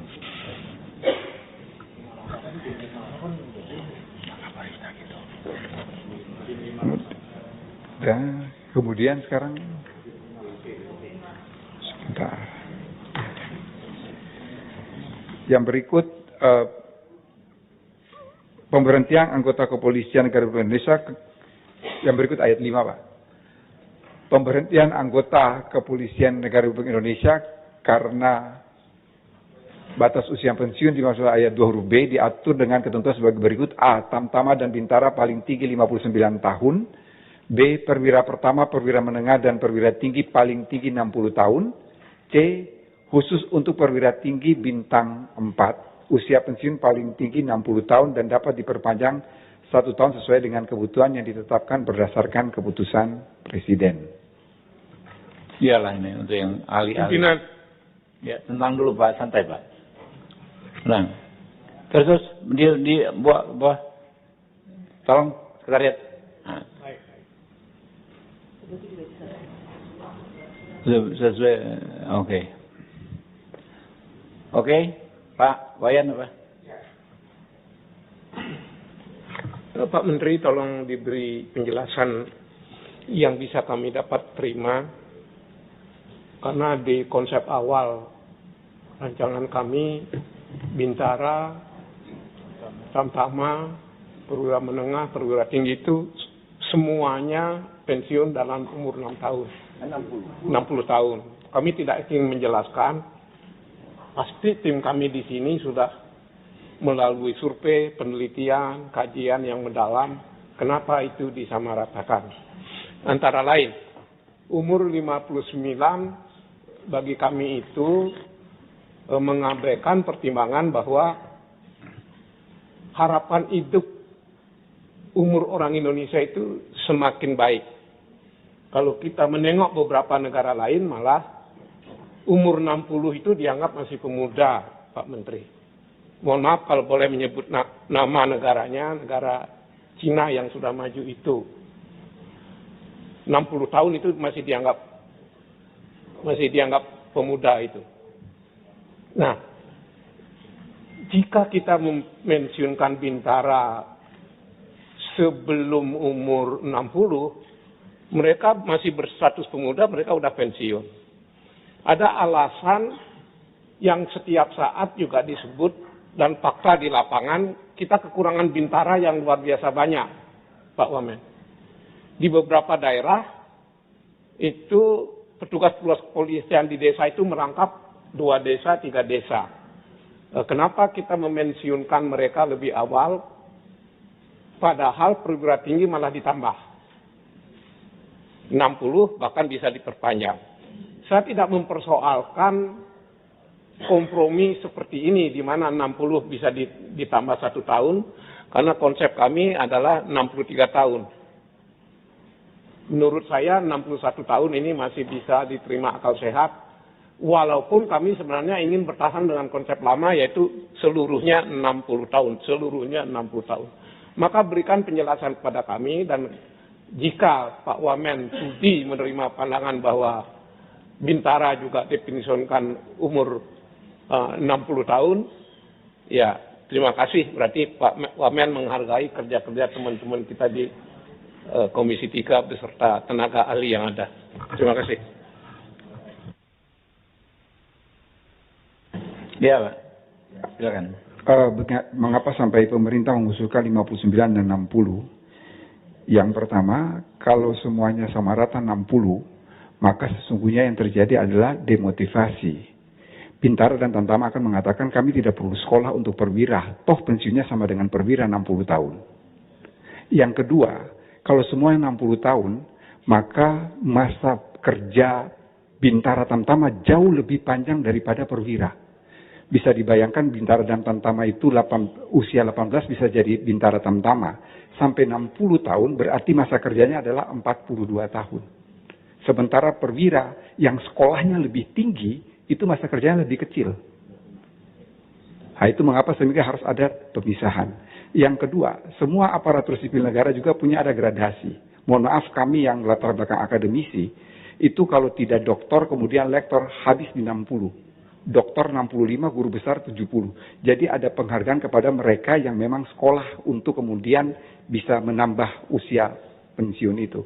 Jadi akan ada motivasi bagi Bintara Tamtama, kalau mau 60 tahun, ya silakan Anda menempuh sekolah. Jadi ini lebih pada kompetisi yang sehat di antara anggota. Kalau semua 60, berarti terjadi demotivasi. Kami tidak perlu sekolah, toh usia pensiunnya sama. Mengapa kita tidak 63, tetapi kemudian maksimalnya 61? Ini persoalan regenerasi sendiri dalam tubuh Polri. Jadi itu sudah merupakan pertimbangan yang cukup komprehensif dengan melihat beban tugas, melihat kemudian bagaimana di lapangan sehingga kami memisahkan menjadi 59 dan 60. Demikian. Pak Bimantoro. Izin pimpinan, saya mendengar masukan dari Pak Wamen, saya sangat setuju sekali. Karena kami pun menginginkan adanya motivasi yang lebih juga dari kawan-kawan tantangan dari Bintara agar bisa meningkatkan kompetensinya apabila memang ada di garis depan yang berhadapan dengan kejahatan, pelanggaran dan sebagainya. Jadi saya kira 59 itu usia yang sudah tepat lah untuk dipensiunkan. Terima kasih. Izin pimpinan. Ya, Pak Adang. Saya sependapat juga bahwa poin 5 ya, pemberhentian anggota itu, Tamtama Bintara paling tinggi 59 dan periode pertama periode menengah tinggi 60. Saya sangat setuju dengan apa yang disampaikan pemerintah. Sesuai dengan kondisi real tadi yang disampaikan teman-teman bahwa Tamtama Bintara memang memerlukan. Ya, kalau kita bandingkan dengan undang-undang yang lama kan hanya beda 1 tahun. Dari 58 jadi 59. Jadi saya sependapat dengan apa yang disampaikan pemerintah. Terima kasih. Izin pimpinan.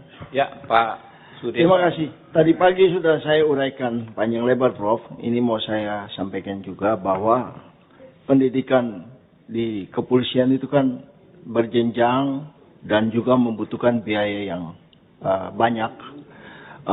Jangan sampai teman-teman itu berada di puncak karirnya malah dipensiunkan. Yang kedua, kalau kita membedakan antara Bintara langsung dengan perwira, kan perwira juga ada perwira pertama, perwira menengah, perwira tinggi. Usulan kami adalah Bintara tetap 59, perwira pertama dan menengah 60. Nah, perwira tinggi itu ya di tingkat Brigjen 61. Di tingkat Irjen dan Komjen 62. Dan di tingkat jenderal penuh 63 dan dapat diperpanjang. Kenapa? Nah, di tingkat itu kan nanti ada mekanisme juga untuk dites kemampuannya, kesehatannya, jabatannya. Nah, ini kan usernya ada di tingkat Polri. Nah, agar biaya yang sudah dikeluarkan oleh negara itu benar-benar tidak terbuang. Kira-kira demikian usulan kami. Terima kasih. Pak Ketua. Udah ya, teman-teman udah bolak-balik nih. Pak Ketua. Bu, kan udah ngomong tadi. Ya, sekali lagi. Soal usia ini Pak Ketua. Ya, baik Pak Ketua, terima kasih. Saya ingat persis penjelasan dari Pak Wamen ya, bahwa perbaikan usia pensiun ini, tadinya itu kan draft awal 60 tahun flat.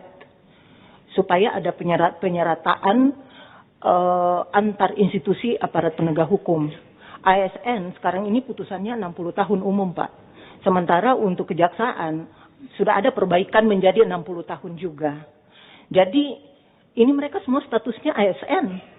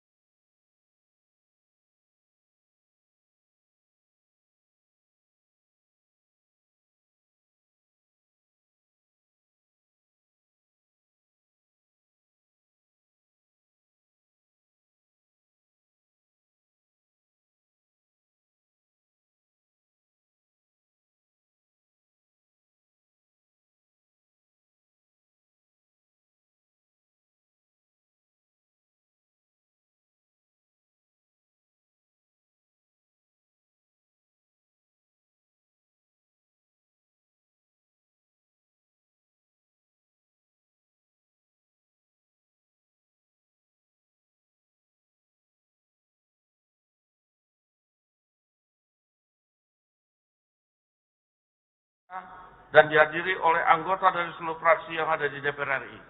Dengan demikian quorum telah tercapai dan dengan mengucapkan Bismillahirrahmanirrahim, perkenankanlah kami selaku pimpinan Dewan membuka rapat paripurna DPR RI yang ke-21 masa persidangan 5 tahun sidang 2025-2026 hari Selasa tanggal 9 Juni 2026 dan kami nyatakan dibuka dan terbuka untuk umum. Hadirin yang kami hormati, marilah kita berdiri dan menyanyikan lagu kebangsaan Indonesia Raya.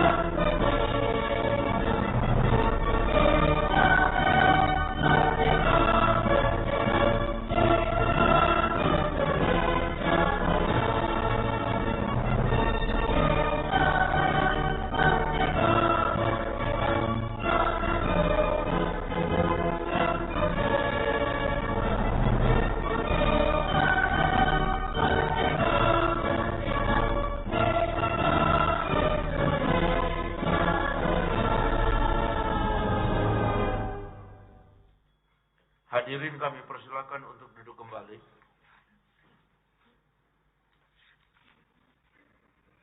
Sidang Dewan yang kami hormati, sesuai dengan hasil keputusan rapat konsultasi pengganti rapat Badan Musyawarah DPR RI antara pimpinan DPR dan pimpinan fraksi-fraksi tanggal 8 Juni 2026, acara rapat paripurna hari ini adalah 1.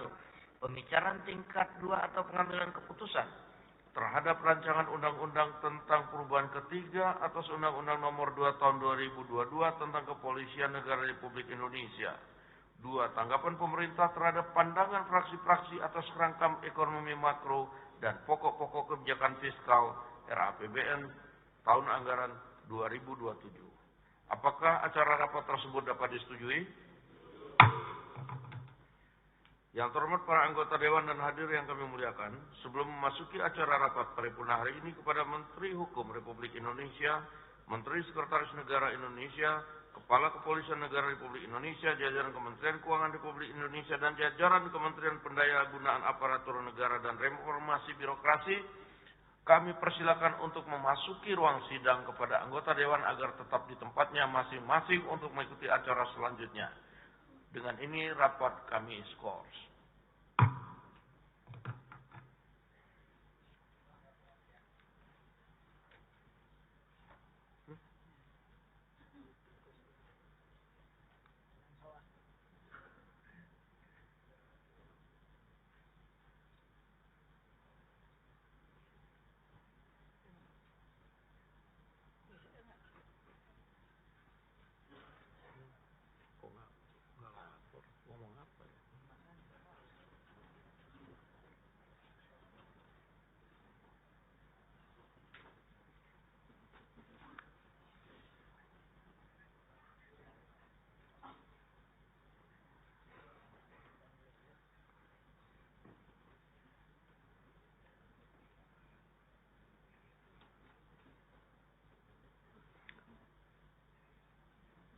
Yang terhormat anggota Dewan, hadirin yang kami muliakan, dengan ini skor rapat kami cabut.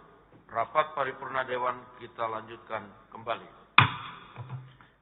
Yang terhormat Menteri Hukum Republik Indonesia, yang terhormat Menteri Sekretaris Negara Republik Indonesia, yang terhormat Kepala Kepolisian Negara Republik Indonesia, yang terhormat jajaran Kementerian Keuangan RI dan jajaran Kementerian PAN-RB RI, yang terhormat para anggota Dewan dan hadirin yang kami muliakan.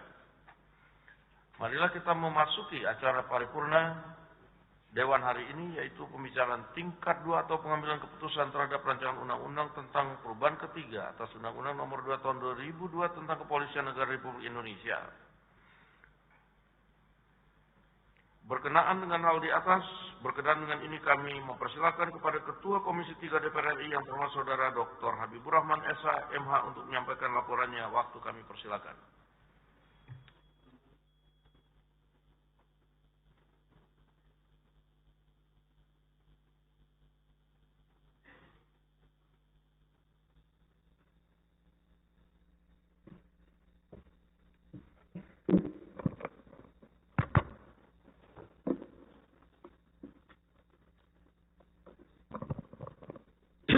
Bismillahirrahmanirrahim. Assalamualaikum warahmatullahi wabarakatuh.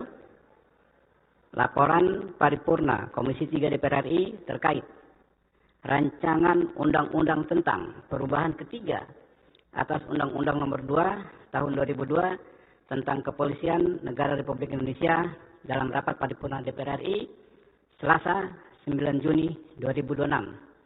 Assalamualaikum warahmatullahi wabarakatuh. Salam sejahtera bagi kita semua. Shalom, Om Swastiastu, Namo Buddhaya, salam kebajikan. Yang kami hormati Ketua dan Wakil Ketua DPR RI, yang kami hormati rekan-rekan anggota DPR RI, yang kami hormati Menteri Sekretaris Negara DPR RI, Menteri Sekretaris Negara, Pak Prasetyo Hadi, ini Pak ini nih, siapa namanya? Murdiono yang disempurnakan ini.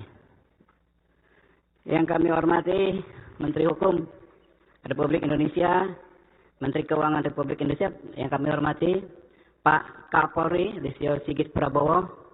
Jarang-jarang beliau hadir di sini. Salah satu Kapolri terbaik sepanjang masa. Kita kasih tepuk tangan. Serta hadirin yang kami muliakan. Puji syukur kehadirat Allah Subhanahu wa taala atas perkenannya kita bisa hadir di acara hari ini, ya. Ada laporan tertulis sudah disiapkan dan nanti akan di-upload di website DPR RI.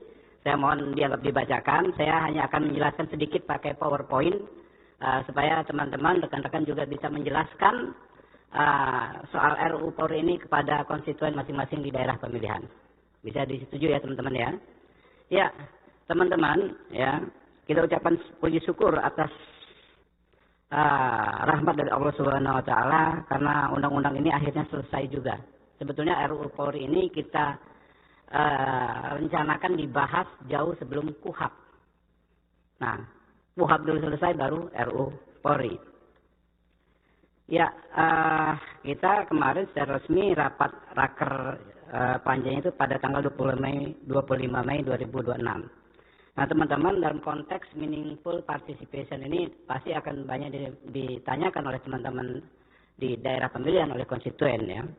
Kami sampaikan bahwa meaningful participation ya, dalam penyusunan undang-undang ini sudah kita sangat maksimalkan. Pada tahap penyusunan ya, kita menggelar setidaknya 12 RDPU ya, untuk menerima masukan masyarakat terkait Undang-Undang Polri ini. Kemudian juga Komisi 3 melakukan kunjungan untuk mendapatkan masukan dari masyarakat, dari universitas di 12 provinsi. Lalu kita mengundang 15 ahli, 6 kelompok masyarakat, 3 kelompok mahasiswa memberikan masukan terhadap upaya reformasi Polri. Kemudian juga saat pembahasan, teman-teman, setelah tanggal 25 Mei kemarin pembahasan, kita melakukan 12 RDPU ya, dilaksanakan untuk menerima masukan dari masyarakat, 6 pakar ilmu hukum, 2 pakar ilmu kesehatan masyarakat, 3 kelompok mahasiswa ya. Pak ilmu hukumnya mungkin bukan 6 tapi 16 ya. Dan 124 masukan tertulis. Akhirnya setelah pembahasan insentif ya, panja menyelesaikan tugasnya. Teman-teman, kami ingin menginformasikan. Jadi RUU Polri ini kan sebetulnya kita rencanakan, kita bahas sebelum pembahasan KUHAP. Ketika KUHAP dulu dibahas, maka memang banyak sekali masukan masyarakat bagaimana kita mereformasi Polri itu sudah kita masukkan di KUHAP. Karena KUHAP itu kan hukum operasional dan penyidik itu kan 90% anggota Polri. Jadi reformasi Polri itu sudah kita masukkan di KUHAP sudah mungkin 90%-nya. Kan KUHAP itu hukum acara, hukum operasional, gitu kan ya. Ya kita tahu sebagaimana pernah saya sampaikan waktu pengesahan KUHAP di sini ya.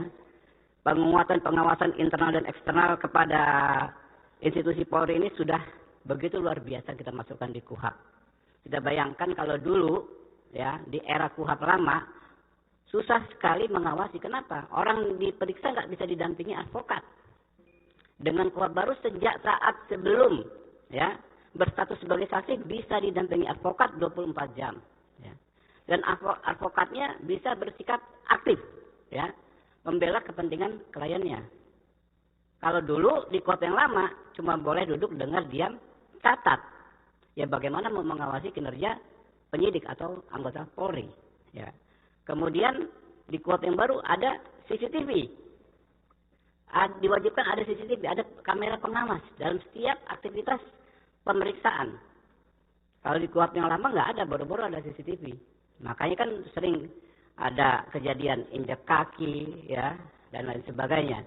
Sekarang ada CCTV, ada kamera pengawas yang bisa diakses oleh advokat dan yang mewakili masyarakat. Dengan demikian, ketika kemarin KUHAP sudah disahkan, pada saat yang sama kita sebetulnya dengan serta-merta mendapatkan 100.000 orang yang menjadi pengawas polisi, yaitu advokat. 100.000 orang advokat ini representasi 200 juta lebih, 300 juta lebih warga negara Indonesia. Jadi pengawasan melekat dari eksternal itu langsung dari masyarakat. Nah, karena itu teman-teman, memang namanya undang-undang itu kan nggak bisa langsung ideal ketika disahkan langsung diimplementasikan 100%, nggak mungkin undang-undang apapun. Nah, kita mengacu ya pada RDPU yang digelar oleh Komisi 3 ya. Setelah KUHAP baru disahkan. Yang pada akhirnya semuanya itu selesai dengan mengacu pada KUHP dan KUHAP baru. Contoh misalnya kan yang kasus di Sleman. Ada bapak-bapak mengejar penjamret ibunya, penjamret istrinya dijadikan tersangka. Kalau kita acuannya pada KUHAP baru, dia nggak bisa jadi tersangka. Dan alhamdulillah diterapkan demikian. Begitu juga kasus guru honorer yang dijadikan tersangka di Karo, Tanah Karo, Sumatera Utara. Bukan guru honorer, videografer, Amsal Sitepu. Demikian juga dengan mengacu KUHP dan KUHAP baru, maka bisa mengontrol penyidik. Begitu juga kasus guru honorer di Muaro Jambi yang dijadikan tersangka hanya karena mencukur muridnya rambut ya. Dengan mengacu pada KUHP dan KUHAP baru, maka penyidik bisa diawasi, anggota Polri bisa diawasi, sehingga tidak terjadi abuse of power. Banyak sekali yang kita lakukan. Namun demikian, teman-teman, masih ada beberapa hal yang memang kita harus perbaiki di Undang-Undang Polri. Itulah yang kita kerjakan kemarin. Yang pertama, pokok-pokok pembahasan dalam RUU Polri ya, yang pertama adalah penegasan terhadap tujuan dan arah transformasi Polri yang terbuka, transparan, profesional, berintegritas, serta berkualitas dalam pelayanan masyarakat. Yang kedua, penguatan fungsi, pengawasan, dan penerapan prinsip keterbukaan dengan pemanfaatan sistem teknologi dan informasi yang modern. Yang ketiga, jaminan netralitas dan profesional Polri dalam sistem atau tata kelola dan pembinaan karir sumber daya manusia. Keempat, penguatan pelaksanaan tugas kepolisian yang berorientasi pada kualitas pelayanan masyarakat, perlindungan dan pengayoman masyarakat, penegakan hukum dan penanggulangan kejahatan. Kelima, pengaturan secara ketat dan jelas tentang anggota Polri yang bertugas di luar institusi Polri. Dan ini acuannya juga adalah putusan-putusan MK. Keenam, pengaturan mengenai pemberhentian anggota Polri dan batas usia pensiun anggota Polri yang disesuaikan dengan kebutuhan organisasi secara lebih jelas dan teratur. Ketujuh, penerapan dan internalisasi kurikulum pendidikan yang mencakup prinsip hukum humanis, demokratis, dan perlindungan terhadap hak asasi manusia. Kedelapan, penguatan dan fungsi serta kedudukan Komisi Kepolisian Nasional. Demikian laporan kami sampaikan. Kami mohon agar bisa diproses selanjutnya laporan kami ini. Terima kasih. Billahi taufiq wal hidayah. Wassalamualaikum warahmatullahi wabarakatuh.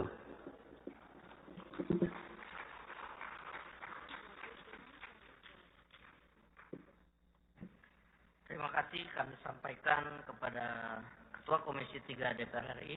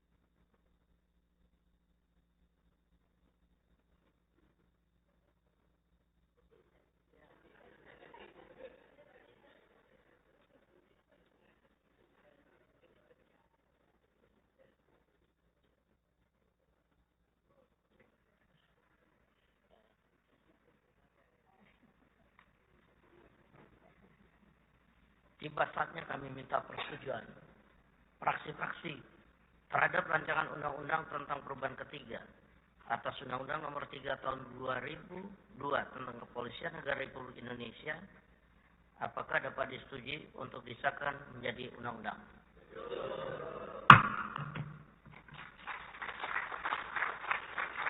Berikutnya kami akan menanyakan sekali lagi, apakah rancangan undang-undang tentang perubahan ketiga atas Undang-Undang Nomor 2 Tahun 2002 tentang Kepolisian Negara Republik Indonesia dapat disetujui untuk disahkan menjadi undang-undang? Terima kasih. Selanjutnya kami mempersilakan kepada yang terhormat Menteri Hukum Republik Indonesia untuk menyampaikan pendapat akhir mewakili Presiden. Waktu kami persilakan.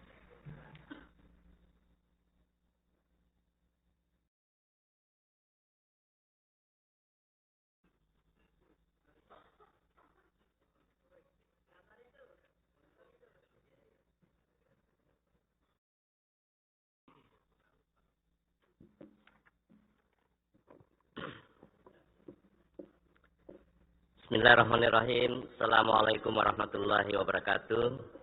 Salam sejahtera bagi kita semua. Shalom, Om Swastiastu, Namo Buddhaya, salam kebajikan. Yang terhormat pimpinan dan anggota Dewan Perwakilan Rakyat Republik Indonesia. Izinkan saya membacakan pendapat akhir Presiden atas rancangan undang-undang tentang perubahan ketiga atas Undang-Undang Nomor 2 Tahun 2002 tentang Kepolisian Negara Republik Indonesia. Pertama-tama, marilah kita panjatkan puji syukur kehadirat Allah Subhanahu wa Ta'ala karena atas kuasa, rahmat, dan karunia-Nya pada hari ini kita dapat hadir dalam rapat paripurna Rancangan Undang-Undang tentang Perubahan Ketiga atas Undang-Undang Nomor 2 Tahun 2002 tentang Kepolisian Negara Republik Indonesia. Sebagaimana kita ketahui bersama bahwa rancangan undang-undang tersebut telah diselesaikan pembahasannya dalam pembicaraan tingkat 1 dengan keputusan menyetujui untuk diteruskan ke tahap selanjutnya, yaitu pembicaraan tingkat 2 untuk mengambil keputusan dalam rapat paripurna Dewan Perwakilan Rakyat Republik Indonesia. Pada kesempatan yang berbahagia ini, perkenankan kami mewakili Bapak Presiden Republik Indonesia untuk menyampaikan pendapat akhir Presiden atas rancangan Undang-Undang tentang Perubahan Ketiga atas Undang-Undang Nomor 2 Tahun 2002 tentang Kepolisian Negara Republik Indonesia. Pimpinan dan anggota Dewan Perwakilan Rakyat yang terhormat, tuntutan akan terwujudnya masyarakat madani yang adil, makmur dan beradab berdasarkan Pancasila dan Undang-Undang Dasar Negara Republik Indonesia tahun 1945 mensyaratkan adanya stabilitas keamanan dan ketertiban dalam negeri. Hal tersebut perlu diikuti dengan upaya Polri untuk meningkatkan kinerja dalam pelaksanaan fungsi, peran, tugas, dan wewenang. Polri sebagai alat negara yang berperan dalam memelihara keamanan dan ketertiban masyarakat, menegakkan hukum, serta memberikan perlindungan, pengayoman, dan pelayanan kepada masyarakat dalam rangka terpeliharanya keamanan dalam negeri. Dalam melaksanakan tugasnya, Polri memerlukan dukungan sumber daya manusia yang profesional dan berkualitas untuk meningkatkan kinerja dalam pelaksanaan fungsi, tugas, dan wewenang Kepolisian Negara Republik Indonesia. Perkembangan lingkungan strategis, kemajuan teknologi informasi, serta semakin kompleksnya tantangan keamanan dan ketertiban masyarakat menuntut Polri untuk terus beradaptasi dan meningkatkan kapasitas agar mampu mengakomodasi kebutuhan organisasi, penguatan profesionalisme sumber daya manusia, serta peningkatan efektivitas pelaksanaan tugas kepolisian. Oleh karena itu, keberadaan landasan hukum yang lebih responsif dan adaptif menjadi kebutuhan yang mendesak guna memastikan Polri dapat menjalankan fungsi dan kewenangannya secara optimal sesuai dengan tuntutan zaman. Pimpinan dan anggota Dewan Perwakilan Rakyat Republik Indonesia yang terhormat, perkenankan kami menyampaikan beberapa hal yang menjadi penguatan dalam RUU Polri, yakni 1. Penegasan tugas dan tanggung jawab Kapolri yang tidak hanya bertanggung jawab atas penyelenggaraan kegiatan dan pembinaan sumber daya manusia, tapi juga terhadap ketersediaan sarana dan prasarana. Kedua, penyesuaian kebutuhan tugas pokok yang dilaksanakan Kepolisian Negara Republik Indonesia. Ketiga, mengakomodir ketentuan Undang-Undang Nomor 8 Tahun 2026 tentang penyandang disabilitas dalam pengangkatan menjadi anggota Kepolisian Negara Republik Indonesia. Keempat, pemenuhan hak-hak anggota Kepolisian Negara Republik Indonesia. 5. Pengisian jabatan oleh anggota Kepolisian Negara Republik Indonesia di luar organisasi Kepolisian Negara Republik Indonesia. Keenam, batas usia pensiun anggota Kepolisian Negara Republik Indonesia. Ketujuh, penyelenggaraan dan pembinaan pendidikan profesi Kepolisian Negara Republik Indonesia. Dan yang terakhir, penguatan tugas dan fungsi Komisi Kepolisian Nasional. Berdasarkan hal tersebut di atas dan setelah mempertimbangkan secara sungguh-sungguh persetujuan fraksi-fraksi, izinkanlah kami mewakili Bapak Presiden Republik Indonesia dalam rapat paripurna yang terhormat ini dengan mengucapkan puji syukur kepada Allah Subhanahu wa taala. Presiden menyatakan setuju terhadap rancangan undang-undang tentang perubahan ketiga atas Undang-Undang Nomor 2 Tahun 2002 tentang Kepolisian Negara Republik Indonesia.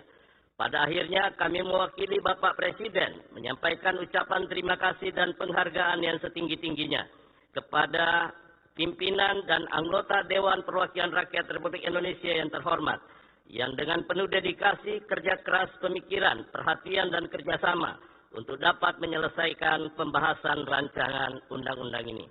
Semoga Allah Subhanahu wa Ta'ala senantiasa melimpahkan rahmat dan karunia-Nya kepada kita semua. Wassalamualaikum warahmatullahi wabarakatuh.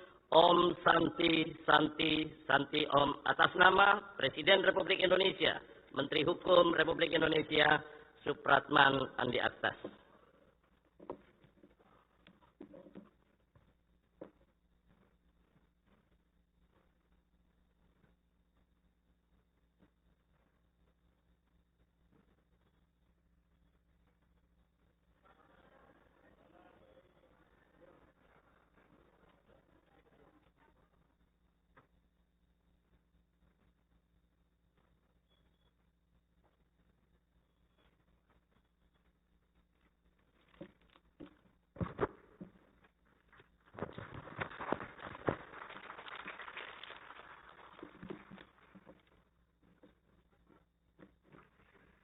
Terima kasih kami sampaikan kepada Menteri Hukum Republik Indonesia yang telah menyampaikan pendapat akhir mewakili Presiden.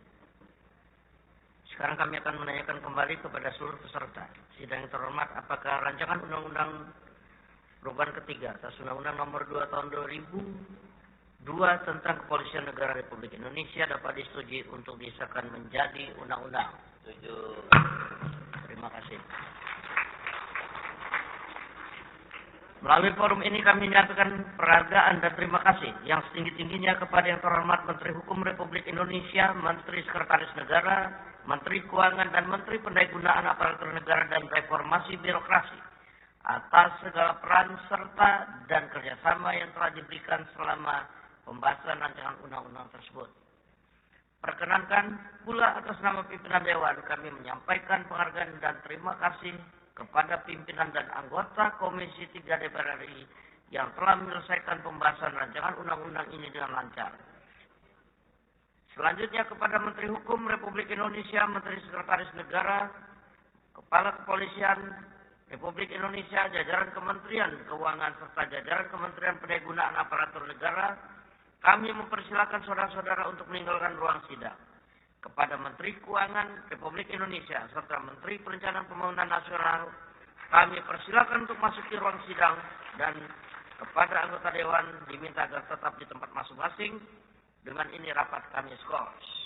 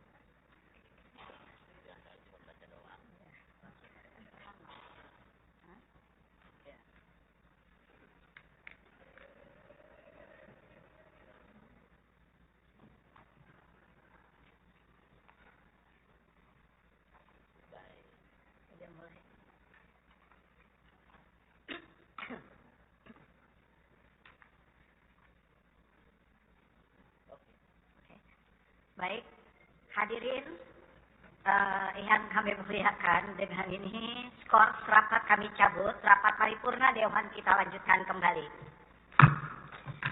Yang terhormat Menteri Keuangan Republik Indonesia, yang terhormat Menteri Perencanaan Pembangunan Nasional, Kepala Bappenas Republik Indonesia, yang terhormat para anggota Dewan, hadirin sekalian yang kami muliakan, Marilah kita memasuki acara terakhir rapat paripurna Dewan hari ini, yaitu tanggapan pemerintah terhadap pandangan fraksi-fraksi atas kerangka ekonomi makro dan pokok-pokok kebijakan fiskal KEM PPKF RAPBN tahun anggaran 2027.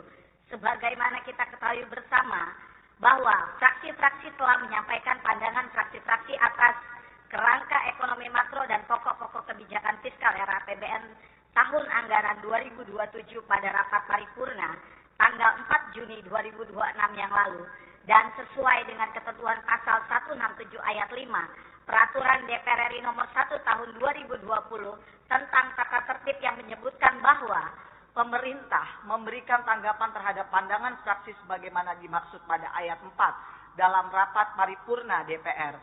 Untuk itu, kepada yang terhormat Menteri Keuangan Republik Indonesia, kami persilakan untuk menyampaikan tanggapan pemerintah terhadap pandangan fraksi-fraksi atas kerangka ekonomi makro dan pokok-pokok kebijakan fiskal RAPBN tahun anggaran 2027. Kami persilakan.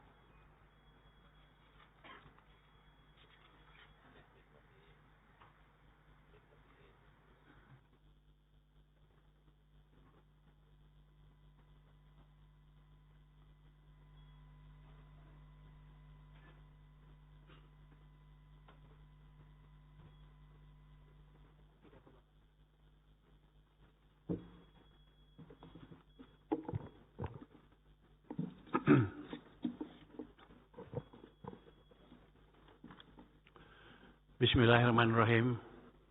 Assalamualaikum warahmatullahi wabarakatuh. Shalom, salam sejahtera bagi kita semua.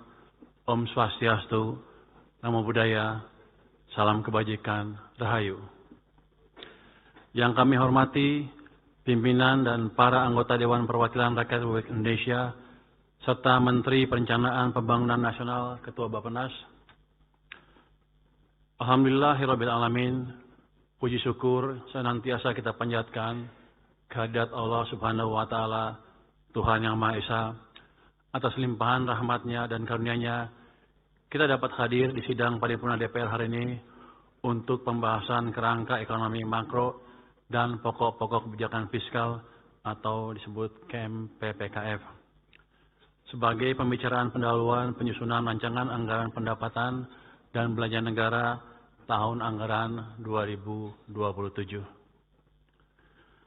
Atas nama pemerintah, kami menyampaikan penghargaan yang setinggi-tingginya kepada seluruh fraksi di DPR RI atas pandangan dan masukan yang konstruktif terhadap KEM PPKF tahun 2027.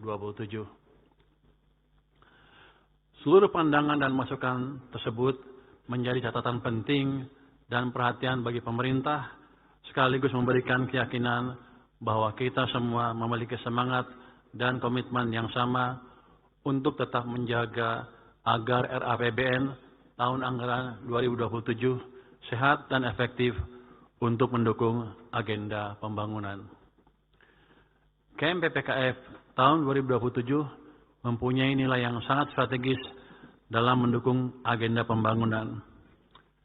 KEM PPKF tahun 2007 ini merupakan KEM PPKF pertama dalam sejarah yang disampaikan langsung oleh Bapak Presiden.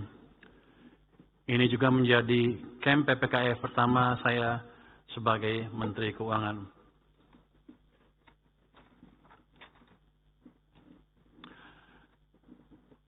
Yang akan kami tindak lanjut sebagai basis penyusunan arsitektur RAPBN tahun 2027. Kebijakan fiskal diarahkan untuk mendorong pertumbuhan ekonomi lebih tinggi dan rakyat sejahtera lebih cepat. Memastikan kebijakan fiskal, moneter, sektor keuangan, dan antara bekerja selaras untuk akselerasi investasi, menggerakkan sektor real, dan penciptaan lapangan kerja agar aktivitas ekonomi berputar lebih cepat sehingga ekonomi dapat tumbuh lebih tinggi. KEM PPKF ini juga ditujukan untuk mendorong agar berbagai program perlindungan sosial dan pemberdayaan berjalan efektif dan tepat sasaran untuk mempercepat peningkatan kesejahteraan. Selain itu, peningkatan transfer ke daerah dan memberikan fleksibilitas pengelolaan APBD untuk peningkatan kualitas layanan publik serta pemerataan pembangunan dan perbaikan kesejahteraan ASN di daerah. Pimpinan dan para anggota Dewan yang terhormat, pada kesempatan yang baik ini, perkenankan kami menyampaikan tanggapan atas pandangan fraksi Partai Demokrasi Perjuangan, fraksi Partai Golongan Karya, fraksi Partai Gerakan Indonesia Raya, fraksi Partai Nasional Demokrat, fraksi Partai Kebangkitan Bangsa, fraksi Partai Keadilan Sejahtera, fraksi Partai Amanat Nasional, dan fraksi Partai Demokrat terkait target pertumbuhan ekonomi tahun 2027. Pemerintah menyampaikan apresiasi atas dukungan yang solid terhadap upaya pencapaian target pertumbuhan ekonomi pada tahun 2027 yang lebih tinggi sebagai transmisi menuju pertumbuhan 8% pada tahun 2029. Laju pertumbuhan ekonomi yang lebih tinggi ini diharapkan menjadi fondasi yang kokoh untuk akselerasi peningkatan derajat kesejahteraan bagi seluruh rakyat Indonesia. Adapun strategi yang ditempuh untuk mencapai pertumbuhan ekonomi yang lebih tinggi tersebut adalah sebagai berikut. Yang pertama, mendorong kebijakan fiskal, moneter, dan sektor keuangan yang selaras dan saling menguatkan.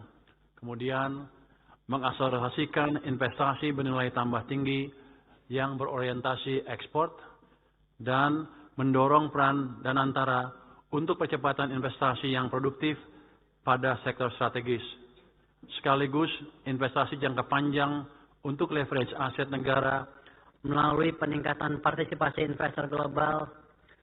Investasi yang dilakukan difokuskan pada sektor-sektor strategis yang mampu memperkuat posisi Indonesia dalam rantai pasar global, dan menyerap tenaga kerja dengan keterampilan dan tingkat upah yang lebih baik. Selain itu juga mendorong peningkatan daya beli melalui efektivitas program pelindungan sosial, stabilitas harga, dan pengendalian inflasi, serta perluasan kesempatan kerja, sehingga konsumsi rumah tangga dapat tumbuh dengan kuat. Kemudian, melaksanakan program unggulan secara efektif dan berkualitas, sehingga multiplier efeknya kuat bagi perekonomian dan memberi manfaat yang nyata bagi masyarakat. Berbagai program prioritas seperti makan bergizi gratis, koperasi desa Kelurahan Merah Putih, dan sekolah rakyat terus didorong lebih efektif dan berkualitas sehingga menciptakan multiplier efek yang luas. Melalui berbagai kebijakan tersebut, aktivitas ekonomi dapat berputar lebih cepat, sektor real bergerak lebih kuat sehingga mendorong peningkatan konsumsi dan menggairahkan investasi yang memacu laju pertumbuhan ekonomi yang lebih tinggi, yang pada tahun 2027 ditargetkan sebesar 5,8% sampai dengan 6,5% sebagai transmisi menuju pertumbuhan 8% pada tahun 2029. Pimpinan dan para anggota Dewan yang terhormat, untuk mendukung pertumbuhan ekonomi yang berkelanjutan, maka diperlukan stabilitas ekonomi yang mantap melalui pengendalian inflasi. Pada tahun 2027, inflasi dijaga pada kisaran 1,5% sampai dengan 3,5%. Upaya pengendalian inflasi